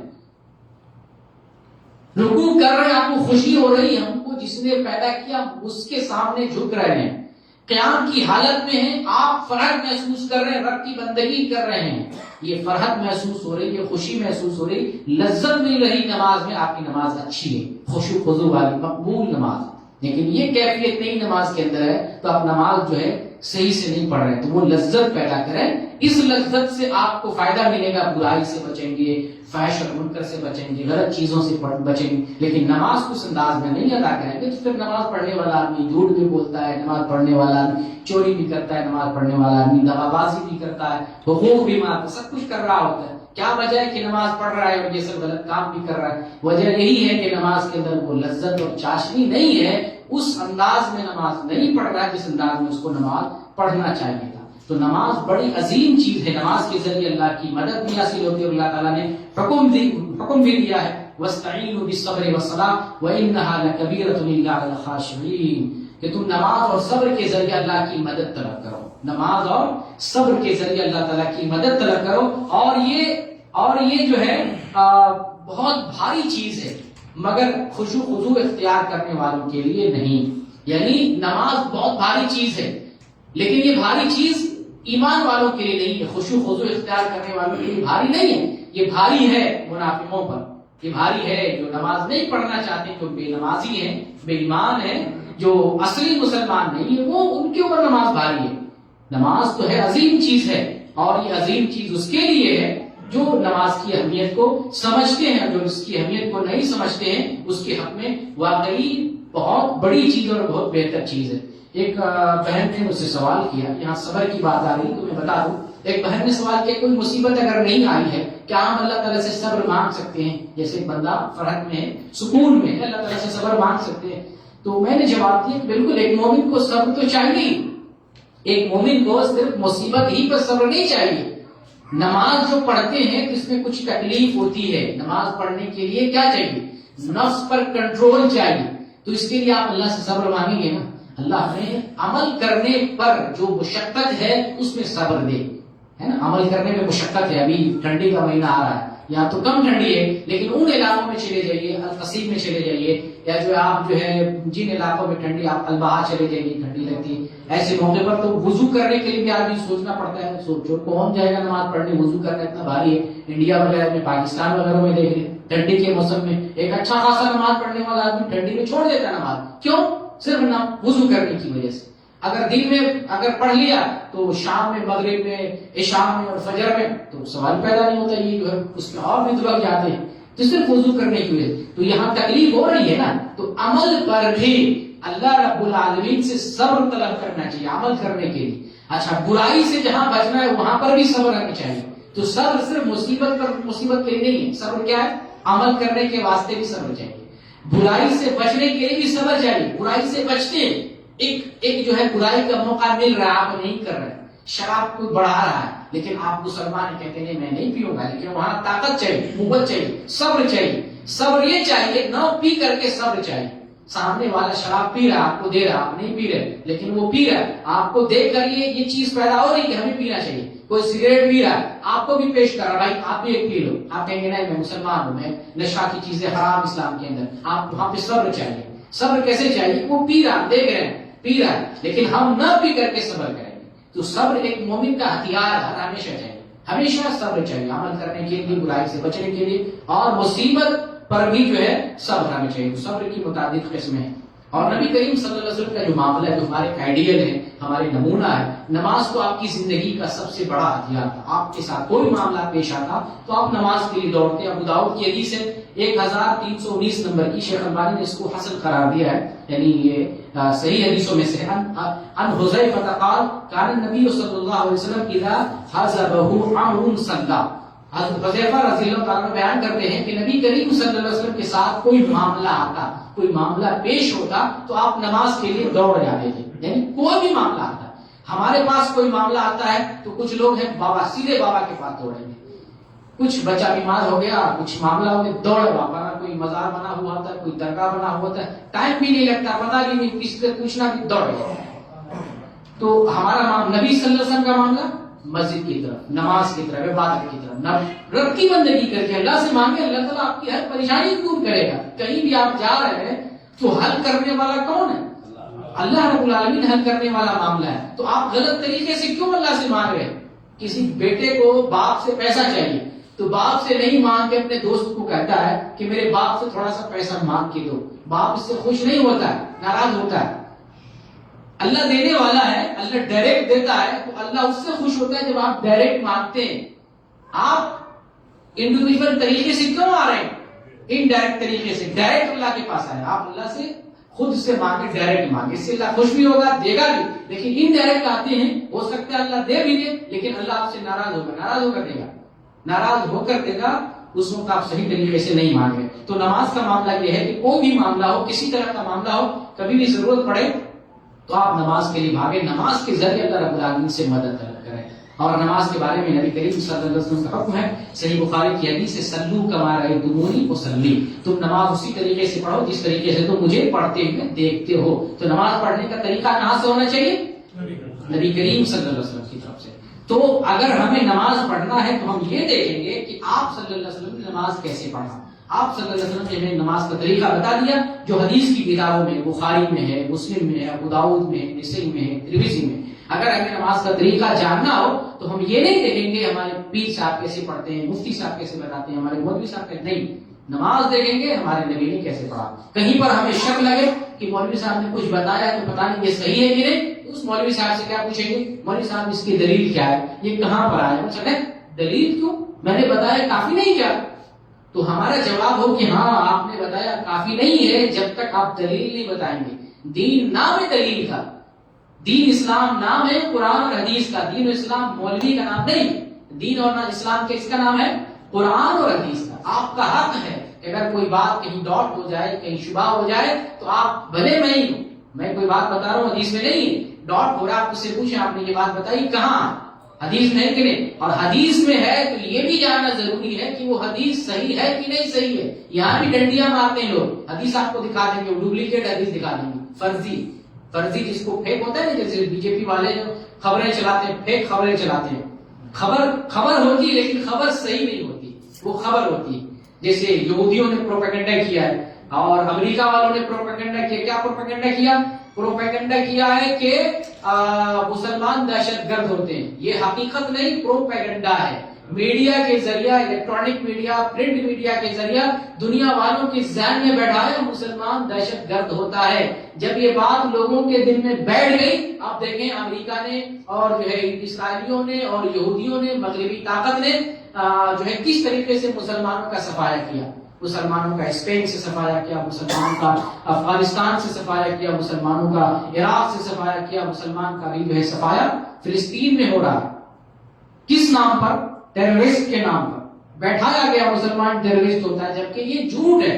اسی طریقے سے مسلمانوں میں بھی کچھ جھوٹ پھیلایا جاتا ہے. جیسے جو ہے ایک ویڈیو سن رہا تھا، اس میں یہی نماز کے تعلق سے ایک بریلوی مولانا کہتے ہیں کہ جو ٹناٹن سنی ہے، بریلوی ہے، وہ بے نمازی بھی وہ تب بھی جنت میں جائے گا، وہ نماز نہیں بھی پڑھے تب بھی جنت میں جائے گا. لیکن جو نبی کا گستاخ وہ جنت میں نہیں جائے گا. اور اچھا نبی کا گستاخ کسے مانتا ہے؟ نبی کا گستاخ یہ بندہ اس کو مانتا ہے جو پوری زندگی سنت پہ عمل کر رہا ہے، جس کو یہ وہابی کہتا ہے. ہم نماز کا طریقہ بھی بتا رہے ہیں، آپ کو کیسے بتا رہے ہیں؟ بال کے برابر بھی اپنی بات نہیں، بال کے برابر بھی نہیں، صرف اور صرف محمد صلی اللہ علیہ وسلم کی بات. تو ان کا نام وہابی ہے اور ان کے بارے میں کہتے ہیں کہ یہ نبی کے گستاخ ہیں، یہ جہنم میں جائیں گے. تو انہوں نے ہوا کھڑا کیا، یعنی لوگوں کے دماغ میں یہ بیٹھایا کہ جو وہابی ہوتے ہیں گستاخ ہیں. اب لوگوں کے اندر زہر بیٹھ گیا، اس لیے جو ہے لوگوں وہابی کے نام پر وہابی کو لوگ گالی سمجھتے ہیں، وہابی کو لوگ بدترین سمجھتے ہیں. جبکہ حقیقت یہ ہے کہ وہابی ہی، اگر جو حقیقت میں وہابی ہے، وہابی اللہ والے کو کہتے ہیں، وہاب اللہ کا نام ہے، اور وہابی جو اللہ کو ماننے والا. اگر واقعی وہابی ہے تو وہ قرآن اور حدیث پر عمل کرنے والا ہوگا، سچا مسلمان ہوگا. تو دیکھیے جو کیسے بیٹھایا دل میں کہ ہم بے نمازی بھی اگر بریلوی جنت میں جائے گا. بتائیے قرآن کا مذاق ہے کہ نہیں؟ رسول کا مذاق ہے کہ نہیں؟ دین کا مذاق ہے کہ نہیں؟ بے نمازی جنت میں جائے گا. یہاں بے نمازی کی قرآن میں آئے تو جہنم میں جا رہا. اس طریقے سے ذہنوں میں جو ہے یہ چیز ڈالی جاتی ہے. تو یہ جو ہم نے نماز کی اہمیت پڑھی اور انشاءاللہ آگے ہم نماز کا طریقہ، نماز کے جو ہے اصول اور ضوابط بھی پڑھیں گے. اب سرسری انداز میں نماز کی شرطوں کو ہم جان لیتے ہیں. کافی وقت ہو گیا. نماز کی شرطیں یعنی کس بنیاد پر نماز صحیح ہوں گی، جو ہے اس کی شرطیں کیا ہے. نماز کی کئی شرطیں ہیں، یہاں پر تقریباً 9 شرطیں بیان کی گئی. پہلے نمبر پہ اسلام. نماز کے لیے پہلی شرط ہے اسلام. جو اسلام میں نہیں ہے اس کی نماز نہیں ہوگی. کوئی کافر نماز پڑھ لے نماز نہیں ہوگی. اور یہاں یہ بھی جان لیں کہ آپ کو بتایا کہ بہت ساری چیزیں اسلام سے نکالنے والی ہیں نا، 10 چیزیں بتایا، 10 چیزیں اسلام سے نکال دیتی، نواقض اسلام میں سے. تو جو آدمی اسلام سے نکل جائے اب وہ نماز پڑھے تو نماز نہیں ہوگی. جیسے کوئی آدمی شرک کر رہا، نماز پڑھے، نماز نہیں ہوگی، قبول ہی نہیں ہوگی، کیونکہ وہ ایسا کام کر رہا ہے جو خود اسلام سے نکل رہا ہے، نکل گیا. پہلی چیز اسلام. دوسری چیز عقل. عقل ہونی چاہیے، یعنی انسان کے اندر عقل ہو، مجنون اور دیوانہ نہ ہو. اسی لیے بچے پر نماز فرض نہیں ہے جس کے اندر عقل آ جائے. تربیت کے طور پہ بچے سے پڑھائیں گے، لیکن نماز کی شرطوں میں سے یہ ہے کہ اس کے اندر عقل ہو، سمجھ بوجھ ہو. دیوانہ اور مجنون، اللہ تعالیٰ نے دیوانہ کو، مجنون کو نماز سے معاف کر دیا، نماز اس کے لیے معاف کر دیا. تیسری شرط ہے تمیز ہونی چاہیے. نماز کی تیسری شرط ہے اس کے اندر پڑھنے کی، نماز پڑھنے کی تمیز ہو، نماز پڑھ سکے. ہم اس کو سکھائیں گے نماز پڑھنے کا طریقہ، دعائیں، اذکار، نماز پڑھنے کی جو کیفیت ہے اس کو ڈھنگ سے ادا کر سکے. جب وہ نماز میں ہو تو وہ دھیان سے پڑھ سکے، وہ اپنی زبان سے جو کچھ کہہ رہا ہے وہ کچھ کہہ رہا ہے نماز میں، پھر نماز کو نماز کی طریقے سے پڑھے. ایسا نہ ہو کہ ایسا بچہ ہے نماز میں ہے اور کھیل رہا ہے، دھوپ رہا ہے، باتیں کر رہا ہے، ادھر اس کو پھینٹ مار رہا ہے. مسجدوں میں نہیں تو بچے جو مار رہے ہوتے، شور مچا رہے ہوتے، ان کی تربیت نہیں کی گئی ہوتی. ان کی تربیت کی ضرورت ہے. دوبارہ نماز کی ایک شرط ہے تمیز ہونی چاہیے. نماز کی چوتھی شرط ہے نیت ہونی چاہیے. نماز کی نیت ضروری ہے، بغیر نیت کے نماز نہیں ہوگی. تو نیت کیسے کریں گے؟ دل سے کریں گے، کیونکہ نیت کا تعلق دل سے ہے، اور دل سے ارادے کرنے کو نیت کہتے ہیں. یعنی جب آپ وضو کر رہے ہیں، وضو کے لیے نماز کے لیے آ رہے ہیں وضو کر کے، تو یہ سب نیت ہی میں داخل ہے، یہ سب ارادے ہی میں داخل ہے. اور پانچویں چیز ہے وقت کا داخل ہونا. وقت سے پہلے اگر کوئی نماز پڑھ لی جائے وہ نماز نہیں ہوگی. پانچوں نمازوں کا اپنا وقت متعین ہے، اور یہ وقت میں نے بتایا تھا آپ کو، فجر کا، ظہر کا، عصر کا، مغرب، عشاء، یہ ساری نمازوں کا وقت میں نے حدیث کی روشنی میں بتایا تھا. ان تمام نمازوں کو اپنے وقت پر ادا کرنا ہے، اور وقت سے پہلے اگر کوئی اذان دے دے، نماز پڑھ لے، وہ نماز کاؤنٹ نہیں ہوگی. پھر سے وقت داخل ہونے کے بعد اس کو نماز ادا کرنا پڑے گا. حتیٰ کہ یہ بھی جو ہے جائز نہیں ہے کہ 2 وقت کی نمازوں کو بغیر مجبوری کے آدمی اکٹھا کر لے. یہ بھی جائز نہیں. مجبوری ہے، بارش ہے، خوف کا موسم ہے، یا انتہائی جو ہے بیماری ہے، مجبوری ہے، عذر ہے، تو ایسی صورت میں 2 نمازوں کو اکٹھا کی جا سکتی ہے. چھٹی شرط ہے حدث سے طاہر ہونا، حدث سے پاک ہونا. یعنی جو چھوٹی اور بڑی ناپاکی ہے، اگر جنابت کا موقع تھا تو غسل کر لیے ہو اور پھر وضو کر کے نماز میں آؤ. چھوٹی بڑی دونوں قسم کی نجاست سے اور ناپاکی سے پاک ہونا ضروری ہے. 7ویں چیز ہے ستر پوشی. ستر پوشی، لباس کا ہونا. بغیر لباس کے نماز نہیں ہوگی، ہے نا، بغیر لباس کے نماز نہیں ہوگی. عورت مرد کے لباس میں فرق ہے. مرد کا ستر جو ہے ناف سے لے کے یہ جو گھٹنا ہے اس کے درمیان، ناف کے نیچے سے لے کے گھٹنا کے درمیان ایسا مردوں کے لیے کیا ہے؟ یہ ستر ہے. چھپا، ستر کا معنی کیا ہوتا ہے؟ چھپانے کی چیز. تو نماز میں یہ تو ضروری ہے ہی. ساتھ میں نماز میں کندھے کا بھی ڈھکنے کا حکم آیا. بغیر کندھے کے، جیسے لوگ طواف کر رہے ہوتے ہیں، طواف میں کندھا کھولتے ہیں اور پھر اسی کے بعد جو ہے نماز پڑھتے ہیں، کندھا کھلا ہوا ہوتا ہے، یہ صحیح نہیں. آپ کی نماز نہیں چھوڑی. دونوں کندھا جو ہے ڈھکا ہوا ہونا چاہیے نماز میں. کندھا بھی ڈھکا ہونا چاہیے، اور ستر تو آپ کو بتا ہی دیا، ناف سے لے کے گھٹنے کے درمیان ہے، گھٹنے تک، اور گھٹنے کے نیچے کھلا ہوا نماز میں، تو اس میں کوئی فرق نہیں، نماز آپ کی ہو جائے گی. یہ مردوں کے لیے. اور عورتوں کا جو ستر ہے، پورا لباس، پورا بدن جو ہے ڈھکنا ہے. چہرہ کھلا چھوڑ دے، ہتھیلی کھلی چھوڑ دے تو یہ جائز ہے. باقی پورے بدن پہ کپڑا جو ہے عورت ڈھک کر نماز پڑھے گی. ٹھیک ہے. اس میں پیر کا جو مسئلہ علماء نے لکھا ہے کہ پیر بھی ڈھکنا واجب ہے عورتوں کے لیے. نماز پڑھے گی تو پیر کو بھی دستانہ لگا لے، یا اس کا جو ہے اس کا کپڑا جو ہے، یا عبایا ہو یا نقاب ہو جو پہنی ہوئی ہے، زمین تک لٹکنا ہونا چاہیے، پیر جو ہے چھپ جائے. میری اس میں جو رائے ہے، صحیح مسئلہ یہ ہے کہ پیر کا ڈھکنا ضروری نہیں ہے، لیکن افضل ہے. پیر ڈھک کے نماز پڑھیں تو یہ بہتر ہے، اور اگر پیر کھلا رہ گیا ہے تو نماز ہو جائے گی. لیکن بہت ساری عورتوں کا جو ہے لباس جو ہے ٹخنے سے اوپر ہوتا ہے، مردوں کی طرح یہ جائز نہیں ہے. ایک تو چلنے پھرنے میں بھی آپ دیکھتے ہوں گے مارکیٹوں میں عورتیں ایسے چلتی ہیں، یہ جائز نہیں ہے. عہد رسول میں عورتوں کا لباس ہوتا تھا زمین میں گھسٹ کے چلتا تھا، اور آج کی خواتین جو ہے اوپر کر رہی ہیں. لڑکے جو ہیں جینس کو نیچے دبا دبا کے اور زمین میں گاڑ رہے ہیں، اور لڑکیاں جو اوپر اٹھا رہی ہیں. کیا زمانہ آ گیا، پورا الٹ ہو گیا زمانہ. تو عورتوں کا پیر نماز میں ڈھکنا افضل ہے. اگر کھلا ہوا رہ جائے تو کوئی حرج نہیں.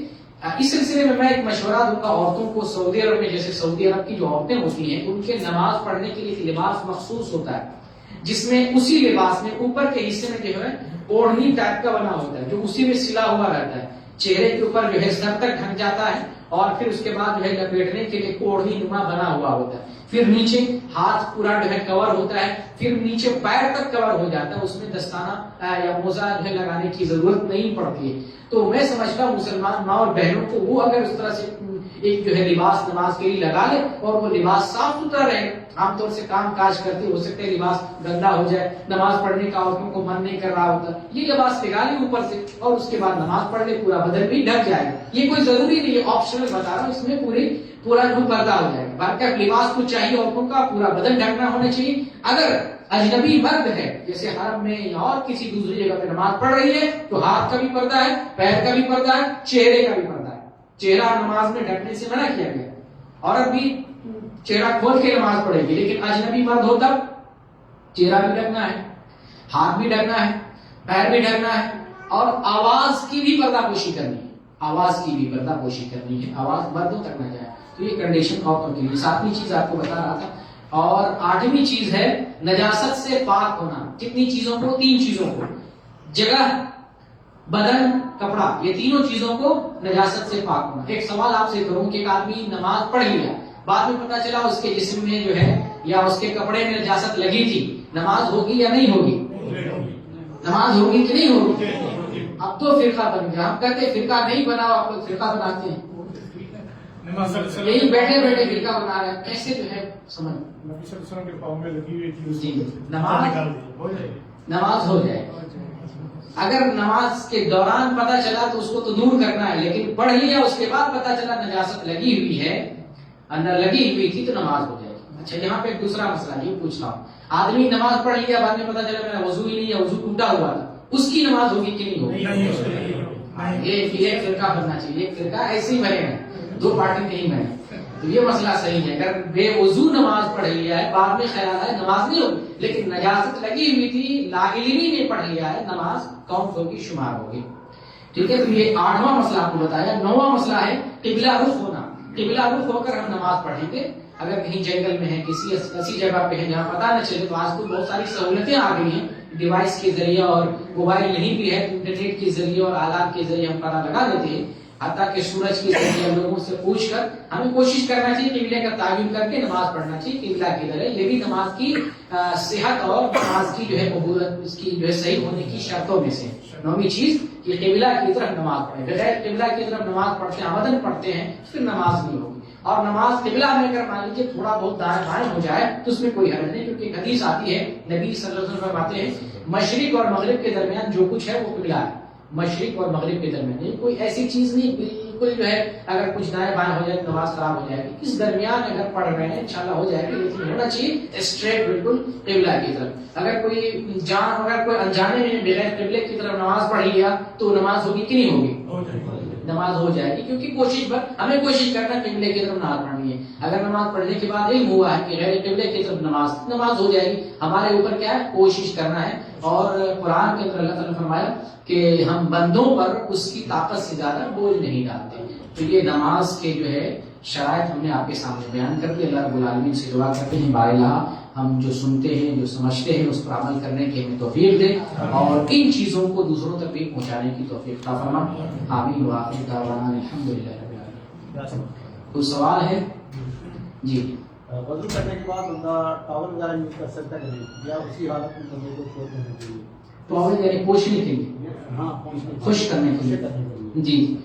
اس سلسلے میں ایک حدیث شاید سنی تھی کافی عرصہ پہلے جی کہ بندہ وضو کر کے چھوڑ دے تو جب تک اس کے قطرے پانی کے بہتے رہیں گے اس کے گناہ معاف ہوتے رہیں گے۔ نہیں، ایسی کوئی صحیح حدیث میرے نہیں۔ پوچھ سکتے ہیں پانی، وضو اصل ہے کہ جو ہے اعضاء جو ہے وہ بھیگ جانی چاہیے۔ لوگوں میں بھی ایک مشہور ہو گیا ہے کہ ہاتھ پوچھنے سے وہ جو ہے وہ اجر کم ہو جاتا ہے، تو ایسی بات صحیح نہیں ہے۔ کچھ لوگوں کی یہ بھی سوچ ہے کہ جتنا زیادہ ٹھنڈا پانی سے وضو کریں گے اتنا زیادہ ثواب ملے گا۔ نہیں، سہولت ملی ہوئی ہے، ٹھنڈی کا موسم ہے، گرم پانی سے بھی وضو کر سکتے۔ اسلام مشقت نہیں چاہتا، اللہ تعالیٰ مشقت ہمیں نہیں دینا چاہتا، تو ہاتھ پوچھنے میں کوئی حرج نہیں، بالکل کوئی حرج نہیں، بالکل صاف کر سکتے ہیں۔ وضو سے مسئلہ، وضو آپ نے کر لیا ہے تو وضو کا ثواب آپ کو مل جائے گا، آپ پاک ہو گئے، اب آپ نماز پڑھ سکتے ہیں۔ وضو کے بعد اعضاء کو خشک ہونا کوئی مسئلہ نہیں ہے، کیونکہ وضو کے بعد تو خشک ہونا ہی ہے۔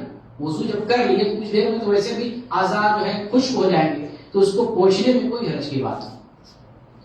جی سب صبح شام کے جو اذکار ہیں جی وہ شام کے وقت کب پڑھنا سنت ہے صحیح حدیث کے ساتھ؟ صبح اور شام کے جو اذکار ہیں صبح فجر کے بعد، فجر ہو گیا، فجر کی نماز پڑھ لی، اب اس کے بعد فجر جو صبح کے اذکار ہیں پڑھ سکتے ہیں.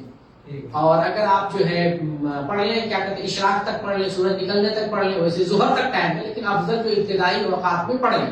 فجر کے بعد وقت شروع ہو جاتا ہے، ظہر سے پہلے پہلے کسی بھی وقت پڑھ لیں، لیکن ابتدائی وقت میں پڑھنا افضل ہے. اور شام کے جو اذکار ہیں عصر کے بعد وقت شروع ہو جاتا ہے، عصر اور مغرب کے درمیان جو ہمیں پڑھ لینا چاہیے، یہ افضل وقت ہے. لیکن اگر کوئی نہیں پڑھ سکا، وقت نہیں مل سکا، تو مغرب کے بعد بھی، عشاء کے بعد بھی، رات میں بھی کسی بھی وقت پڑھ سکتا ہے. لیکن افضل ہے عصر کے بعد وقت شروع ہو جاتا ہے، ابتدا وقت میں پڑھ لینا بہتر ہے. جو سید استغفار دعا ہے وہ بھی عصر کے بعد ہی؟ جی جی عصر کے بعد. صحیح ہے، عصر اور مغرب. جی جی بالکل. شیخ صاحب نیند پورا کرنے کے لیے اگر نماز کا ادا کیا جائے جی نیند پورا کرنا رات کے دن خاص کر سوتے ہیں، جمعے کی نماز، تو یہ تو جو ہے اپنی نیند پورا کر رہے ہیں، پھر عبادت پورا نہیں کر رہے ہیں. اللہ کی عبادت اپنے وقت پر فرض ہے، اس عبادت کی انجام دہی کے لیے ہمیں ایسا دیکھیے. اصل میں ہوتا کیا ہے، سعودی عرب میں جو لوگ رہتے ہیں تو جمعرات کے دن اچھا پکاتے ہیں، کھاتے ہیں، تھوڑا ڈانس کرتے ہیں، ناچتے گاتے ہیں، اور گپ شپ مارتے ہیں، پارٹی ہوتی ہے، انجوائے کرتے ہیں، رات ہو جاتی کافی. اب اس کے بعد سوتے ہیں گھوڑا بیچ کے، فجر کی نماز کے لیے جمعہ میں اٹھتے ہیں، پھر جمعہ میں فجر کی نماز. تو غفلت ہماری ہے. حدیث کے اندر آیا ہے عشاء کے بعد بات بھی کرنا منع ہے، یہاں تک آیا عشاء کے بعد بات بھی کرنا منع. ہم یہاں پارٹی بنا رہے ہیں، عشاء کے بعد بات کرنا منع اس لیے ہے، یعنی آپ بغیر بات کیے آپ جو ہے پھر سو جائیں تاکہ آپ کی نماز نہ ہو، آپ نماز وقت پر پڑھ سکیں، یہ حکمت ہے. تو ہم غلطی کرتے ہیں تو اس میں جو ہے، تو یہ جو ہے شرعاً جائز نہیں ہے کہ کوئی آدمی نماز کو جان بوجھ کر پہلے سے یہ طے کر لے کہ ہمیں فجر نہیں پڑھنا ہے، جمعہ کے بعد پڑھنا ہے.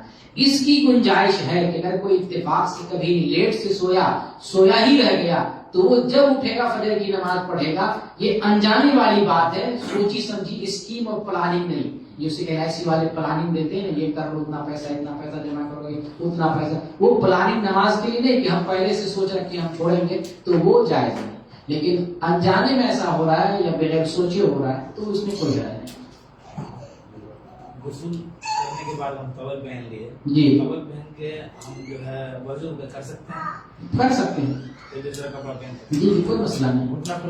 جی جی بالکل بھی ہے، پورا آپ ننگے بھی ہیں پھر بھی وضو کر لیں، کوئی مسئلہ نہیں. ننگا ہو کر نہا بھی سکتے ہیں، لیکن دیکھیے وہ جگہ ڈھکی ہوئی ہونی چاہیے. موسیٰ علیہ السلام جب نہائے تھے تو کس طرح سے نہائے تھے؟ تو کپڑا پتھر لے کے بھاگ رہا تھا، تو کپڑا اتار کے رکھے ہوئے تھے پتھر پہ اور غسل کر رہے تھے تالاب میں، تو پتھر جو ہے لے کے کپڑا ہی بھاگ گیا. موسیٰ علیہ السلام پیچھے کپڑا آگے. اصل میں اللہ کی حکمت تھی، قوم والے جو ہے عیب لگا رہے تھے کہ موسیٰ کو کچھ بیماری ہے، برس کی کچھ بیماری ہے. اللہ تعالیٰ قوم کو دکھانا تھا اور بے نقاب کرنا تھا اس حقیقت کو. تو چاہے اگر صدر پوشی ہو تو آپ جو ہے بغیر کپڑے کے بھی نہا سکتے ہیں اور اس حالت میں وضو بھی کر سکتے ہیں، وضو ہو جائے، گھٹنا کھلا ہو، بدن کھلا، اس کا نہیں. جی غسل کیے ہیں جی اس کے بعد تو وضو بنانے کی ضرورت ہے یا نہیں؟ غسل کیے ہیں تو غسل میں وضو پہلے کرتے ہیں، بعد میں غسل کرتے ہیں. اس میں مسئلہ ہے یہ کہ آپ صابن بھی لگاتے ہیں، آپ جو ہے شرمگاہ سے ہاتھ بھی ٹچ ہوتا ہے تو اس میں وضو ٹوٹ جائے گا. جیسے کہ ہم نے پڑھا نواقض وضو میں سے کیا ہے، ایک چیز یہ ہے کہ اگر شرمگاہ سے بغیر حائل کے، بغیر پردے کے ہاتھ لگ جائے تو وضو ٹوٹ جائے گا.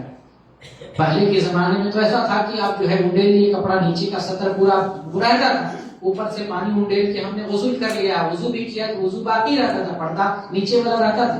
آج تو جو ہے صابن وغیرہ کا زمانہ ہے، ہر جگہ صابن لگاتے ہیں تو وضو اس میں ٹوٹ جائے گا، پھر الگ سے وضو بنانا پڑے گا. بنا صابن کا نہائے تو ہو سکتا ہے، بنا صابن کے، اور پھر کپڑے کے، کپڑا ہونا چاہیے بدن میں. جی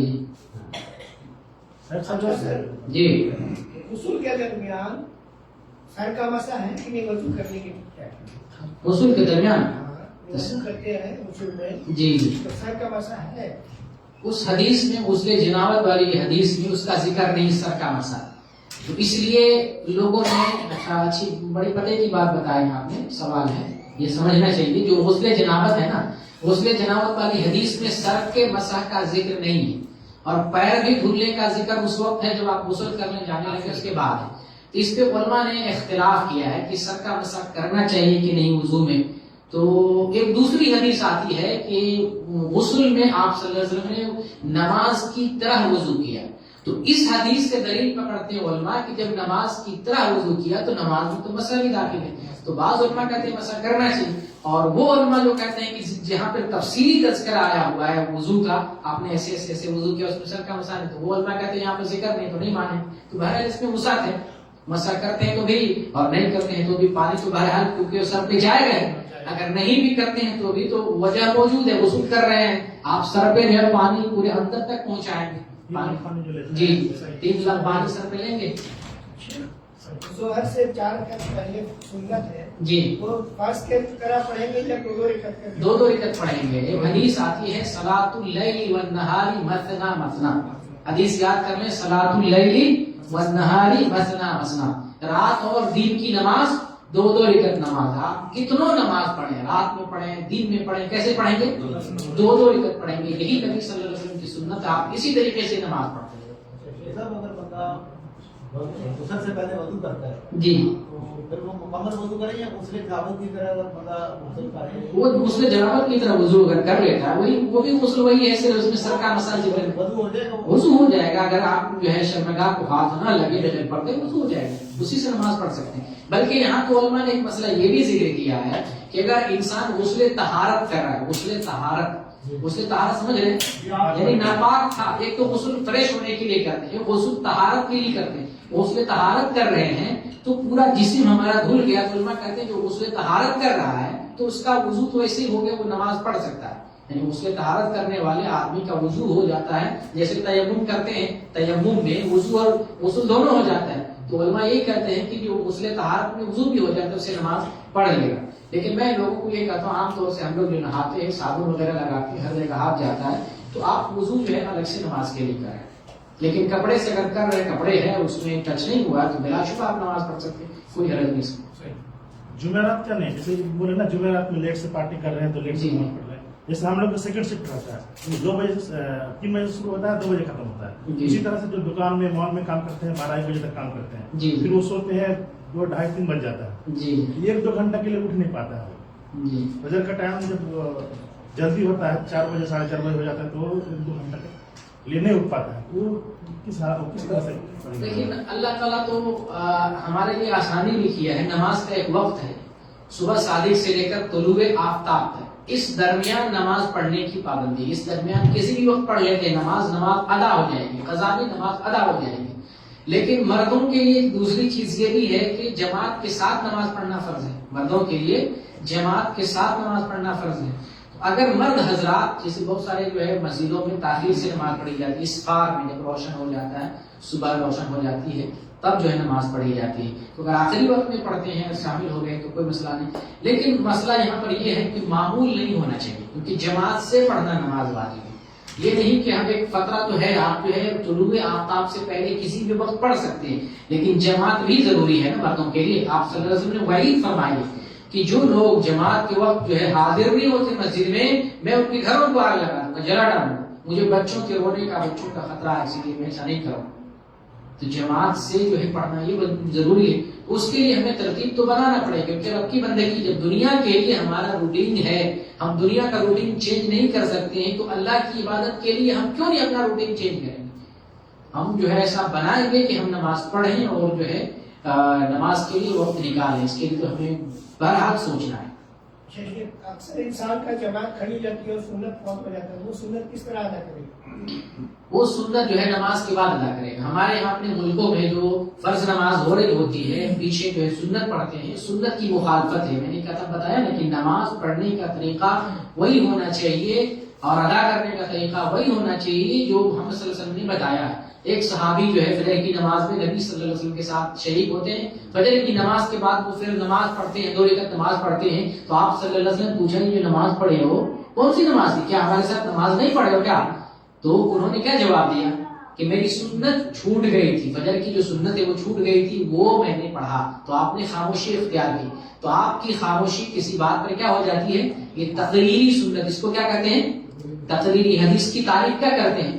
وہ قول یا فعل یا وہ قول یا فعل یا صفت یا تقریر جو نبی صلی اللہ علیہ وسلم کی طرف منسوخ کیا جائے. تو تقریر بھی اس میں یہ تقریری ہے، یعنی کوئی صحابی کوئی عمل کرے اور نبی کو اس کا علم ہو، نبی کو اس کا علم ہو اور آپ اس پہ خاموشی اختیار کریں یا کہیں کہ ٹھیک ہے، وہ تقریری سنت ہے. یہ تقریری سنت ہے، اسی سنت پر عمل کریں گے. فجر کی جماعت اگر ہو رہی سنت نہیں پڑھیں گے اس ٹائم سنت چھوڑ دیں گے. فرض میں جو ہم شامل ہو گئے، فرض پڑھنے کے بعد اب سنت پڑھیں گے. اور جوہر میں فجر جوہر کے بعد پڑھیں گے. ظہر سے پہلے جو سنت ہے 4 رکعت تو ظہر کے بعد پڑھیں گے. اور اگر ڈسکاؤنٹ کر کے 2 ہی پڑھ لیتے ہیں، 2 بھی پڑھ سکتے. ظہر سے پہلے جو سنت ہے 2 بھی پڑھ سکتے ہیں، 4 بھی پڑھ سکتے ہیں، اور سنت جو ہے بعد میں بھی پڑھ سکتے ہیں. جی ڈرائیور حضرات کی نماز کے حوالے سے پوچھنا ہے کہ اگر ڈیوٹی نماز سے پہلے سٹارٹ ہو رہی ہے جی جی تو وہ کیا کیسے شامل ہوتا ہے یا بغیر جماعت کے؟ ڈرائیور کا تو مسئلہ ہے، اس کے جو کفیلائن ہوتی ہے بڑا سخت ہوتی ہے. ایک جو ہے انڈونیشی لڑکا تھا، وہ بتا رہا تھا کہ وہ شخص جو ہے کھونٹے پہ لٹکاتا تو بٹن لگا ہوا رہتا تھا. بولتا میرا اتنا کفیلہ اتنی ٹائٹ ہے، بٹن لگانے کے لیے وقت نہیں رہتا تھا. بٹن لگائے ہوئے رکھتا تھا، جیسے فون آیا ویسے ہی جو ہے دھڑام سے گرا دیتا تھا. تو یعنی ہم یہاں تو الحمدللہ جو ہے اسلامی ملک ہے، تو کچھ اچھے بھی لوگ ہوتے ہیں جو کفیلائن ہوتی ہے، نماز کے وقت میں وہ اجازت دیتے ہیں. تو ہمیں جو ہے نماز وقت پہ پڑھنا چاہیے. لیکن اگر جو ہے اس کی وجہ سے اگر کہیں پر کسی وقت میں دقت ہو جائے تو جب ہمیں فرصت ہو ہمیں اس کو ادا کر لینا چاہیے. تو یہ معاملہ کبھی کبھار کا ہونا چاہیے. لیکن کوئی ڈرائیور دیکھ رہا ہے کہ ہمیں نماز پڑھنے کا موقع نہیں ملتا، ہمیشہ ایسا کیا جا رہا ہے، نماز کے لیے کہنے کے باوجود فرصت نہیں دیتا ہے، تو نماز سے بڑھ کر کوئی فریضہ نہیں، اس ڈیوٹی کو لات مار دے اور ایسی ڈیوٹی اختیار کرے جس کے اندر اس کی اپنی عبادت کو بچا سکے. پھر ایسی زندگی کا ایسے پہلے کا کوئی فیصلہ نہیں جس میں اس کو نماز پڑھنے کا موقع نہ دیا جائے. لیکن اگر کبھی کبھار کا موقع ہو تو نبی صلی اللہ علیہ وسلم سے بھی جنگ کے موقع پر کئی نمازیں چھوٹ گئی تھی، تو آپ نے جو ہے اس دشمن قوم کو بددعا بھی دی، نمازیں چھوڑ گئے. تو نماز اگر کسی مشغولیت کی وجہ سے چھوٹ جائے اور اگر کبھی کبھار کا معاملہ ہو تو کوئی حرج کی بات نہیں. دوسرے وقت میں جب بھی نماز کا کفارہ یہی ہے کہ جب وہ موقع مل جائے اس کو ادا کر لیا جائے. نماز چھوٹتی نہیں ہے، جماعت چھوٹتی ہے. ابھی ہمارا کوئی مسئلہ نہیں، جماعت چھوٹتی تھی تو ہلکا مسئلہ ہے. نماز چھوٹنے کے بجائے جماعت چھوٹتی تھی ہلکا معاملہ ہے، لیکن اس میں بھی ایک کبھی کبھار کا معاملہ ہونا چاہیے. نہیں، ابھی ہمارا ایسا ہے نا کہ جو اسکول کی ڈیوٹی کرتے ہیں تو جی جی اسکول کے بچے کھانے ہوتے ہیں، جی جی نمازیں ادھر اذان ہو رہی ہوتی ہے. جی.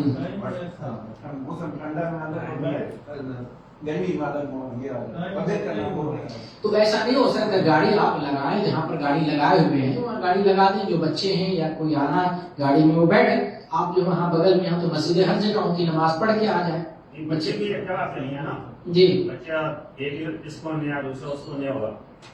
ابھی ایک جگہ وہ پڑھ سکتا ہے آدمی، ایک جگہ سے جہاں بچہ کھانا ہے جی ادھر وہ پار جگہ نماز پڑھ لیں. جماعت چھوٹ رہی ہے نا، جماعت بھی تو واجب ہے. تو کس جگہ جماعت کا وقت ہو رہا ہے، جسے نماز کا ٹائم ہوتا ہے، اذان ہوئی اور 15 منٹ کے بعد جسے جماعت ہو رہی ہے، وہ جماعت کس جگہ ہو رہی ہے. بچے کو لے جا کے جہاں پہنچ رہے ہیں وہاں جماعت کریں، پھر جو بچہ انتظار میں ہے کہیں پر ہے وہ بچہ انتظار کرے، پھر اس کو بیٹھا کے لے جائیں. کوئی تو راستہ نکالنا پڑے گا آپ کے حساب سے، جو سہولت اللہ کی بندگی کے لیے اس میں تو راستہ ہمیں نکالنا ہے. اور کوئی اس میں جو ہے آپ کو یہ مجبور کرے نہیں جو ہے نماز نہیں پڑھنا، نماز ہی چھوڑنا، ہمارے بچے کو حلال میں لانا ہے، تو بہرحال اس وقت تو ہم یہ سوچیں گے کہ اللہ کی بندگی قائم ہو، چاہے یہ ہماری نوکری رہے نہ رہے. تو اس میں ایڈجسٹ کرنے کے لیے جو وقت مناسب نکلے، جہاں پر جب کم از کم جماعت میں شرکت کا جہاں موقع مل جائے کم از کم اس جگہ کو ہم تعین کریں گے، وہاں پر شامل ہونے کے لیے کوشش کریں گے. قیام کے فوراً بعد اگر جی. یہ خود جماعت کر لے جو ڈرائیور ہے، اصل جو ہے اصل جماعت کا اعتبار ہوتا ہے. جو جماعت اذان کے بعد اقامت سے پڑھی جاتی ہے اصل اسی کا اعتبار ہے اور اسی کی فضیلت آئی. کوئی آدمی دوسری جماعت کر رہا ہے تو یہ تو عذر کے طور پہ کر سکتا ہے، لیکن جو ہے معمول بنائے کہ ہم پہلی جماعت کو چھوڑ کے دوسری جماعت کے ساتھ پڑھیں، شرعاً اس کی اجازت نہیں ہے معمول کے مطابق، کیونکہ اسلام میں دوسری جماعت ہے ہی نہیں. مزید اسلام میں تو ایک جماعت ہے، جیسے ایک اسلام میں ایک جماعت ایک فرقہ ہے، ایک ہی طبقہ ہے، اسی طریقے سے ایک جماعت ایک وقت میں مسلمان نماز پڑھیں گے. ابھی چھٹی ٹائم بھی ایسا ہوتا ہے نا کہ ظہر کے موقع چھٹی ہوتی ہے، جی ظہر کی اذان سے پہلے وہ بچے ڈراپ کرتے کرتے اثر کا وقت ہو جاتا ہے. اب وہ ظہر اور اثر کو اکٹھا جمع کرے گا یا تو مسافر تو نہیں ہے، کیوں اکٹھا کریں گے؟ تو وہی گنجائش میں نے کہا نا، کوئی راستہ نکالیں، مدیر سے کہہ کے، کفیل سے کہہ کے، یا بچوں کو منع کر کے، ایڈجسٹ کر کے، جہاں نماز کا وقت ہو رہا ہے مسجد میں، یہاں بچوں کو لانا ہے، اس مدرسے سے اس مدرسے سے، تو نماز قائم ہونے، جماعت ہونے کا وقت کہاں پر ہو جا رہا ہے، کس مسجد کے پاس، کس مدرسے کے پاس، وہاں پہ کون سی مسجد ہے، اس میں شرکت کر لیں۔ نماز پڑھنے میں تو مشکل سے جو ہے ظہر کی نماز ہے تو 10 منٹ سے کم ہی لگے گا، 7 سے 8 منٹ لگے گا، باوضو پہلے سے رہیں 6-7 منٹ میرے خیال سے اتنا لگے گا۔ تو جو مسجد قریب ہو، جہاں مدرسے کے پاس پہنچے، اس میں کم از کم جماعت میں، اگر اقامت کے ٹائم میں اس سے پہلے نہیں پہنچ پاتے ہیں، کم از کم جماعت تک شامل ہونے کے لیے کوشش کریں۔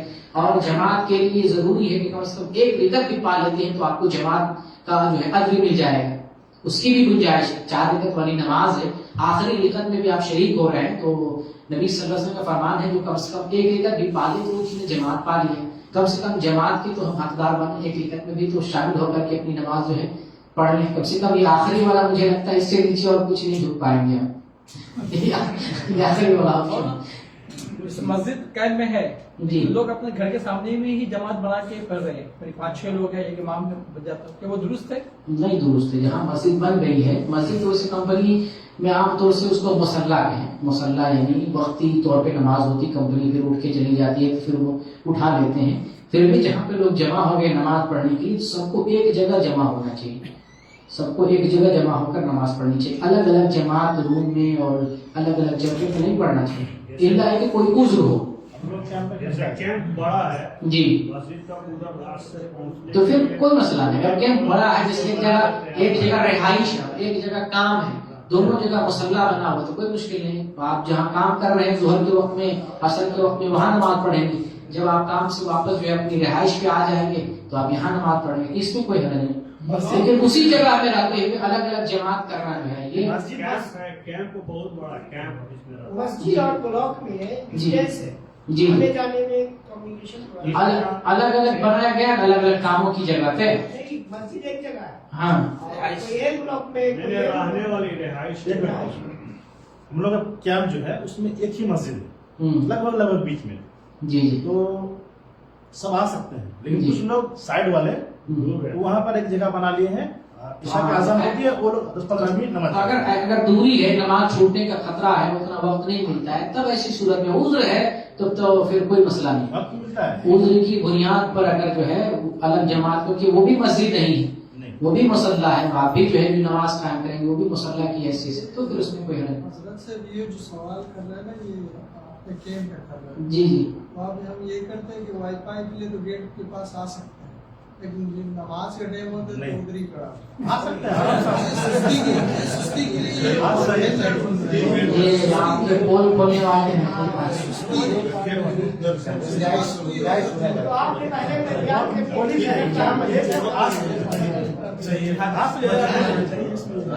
جتنا قدم انشاءاللہ اس مہینے کے آخر میں پھر سوال جواب کا سلسلہ ہوگا، میں ابھی آپ پوچھ رہے ہیں، پھر ہمارا سلسلہ ہوگا، ہم پوچھیں گے، اس لیے آپ لوگ تیاری بھی کرتے رہیں گے، اور یہ جتنے پروگرام ہوتے ہیں، جتنے دروس سے سب ریکارڈ ہوتے ہیں، آپ اس کو ریوائز بھی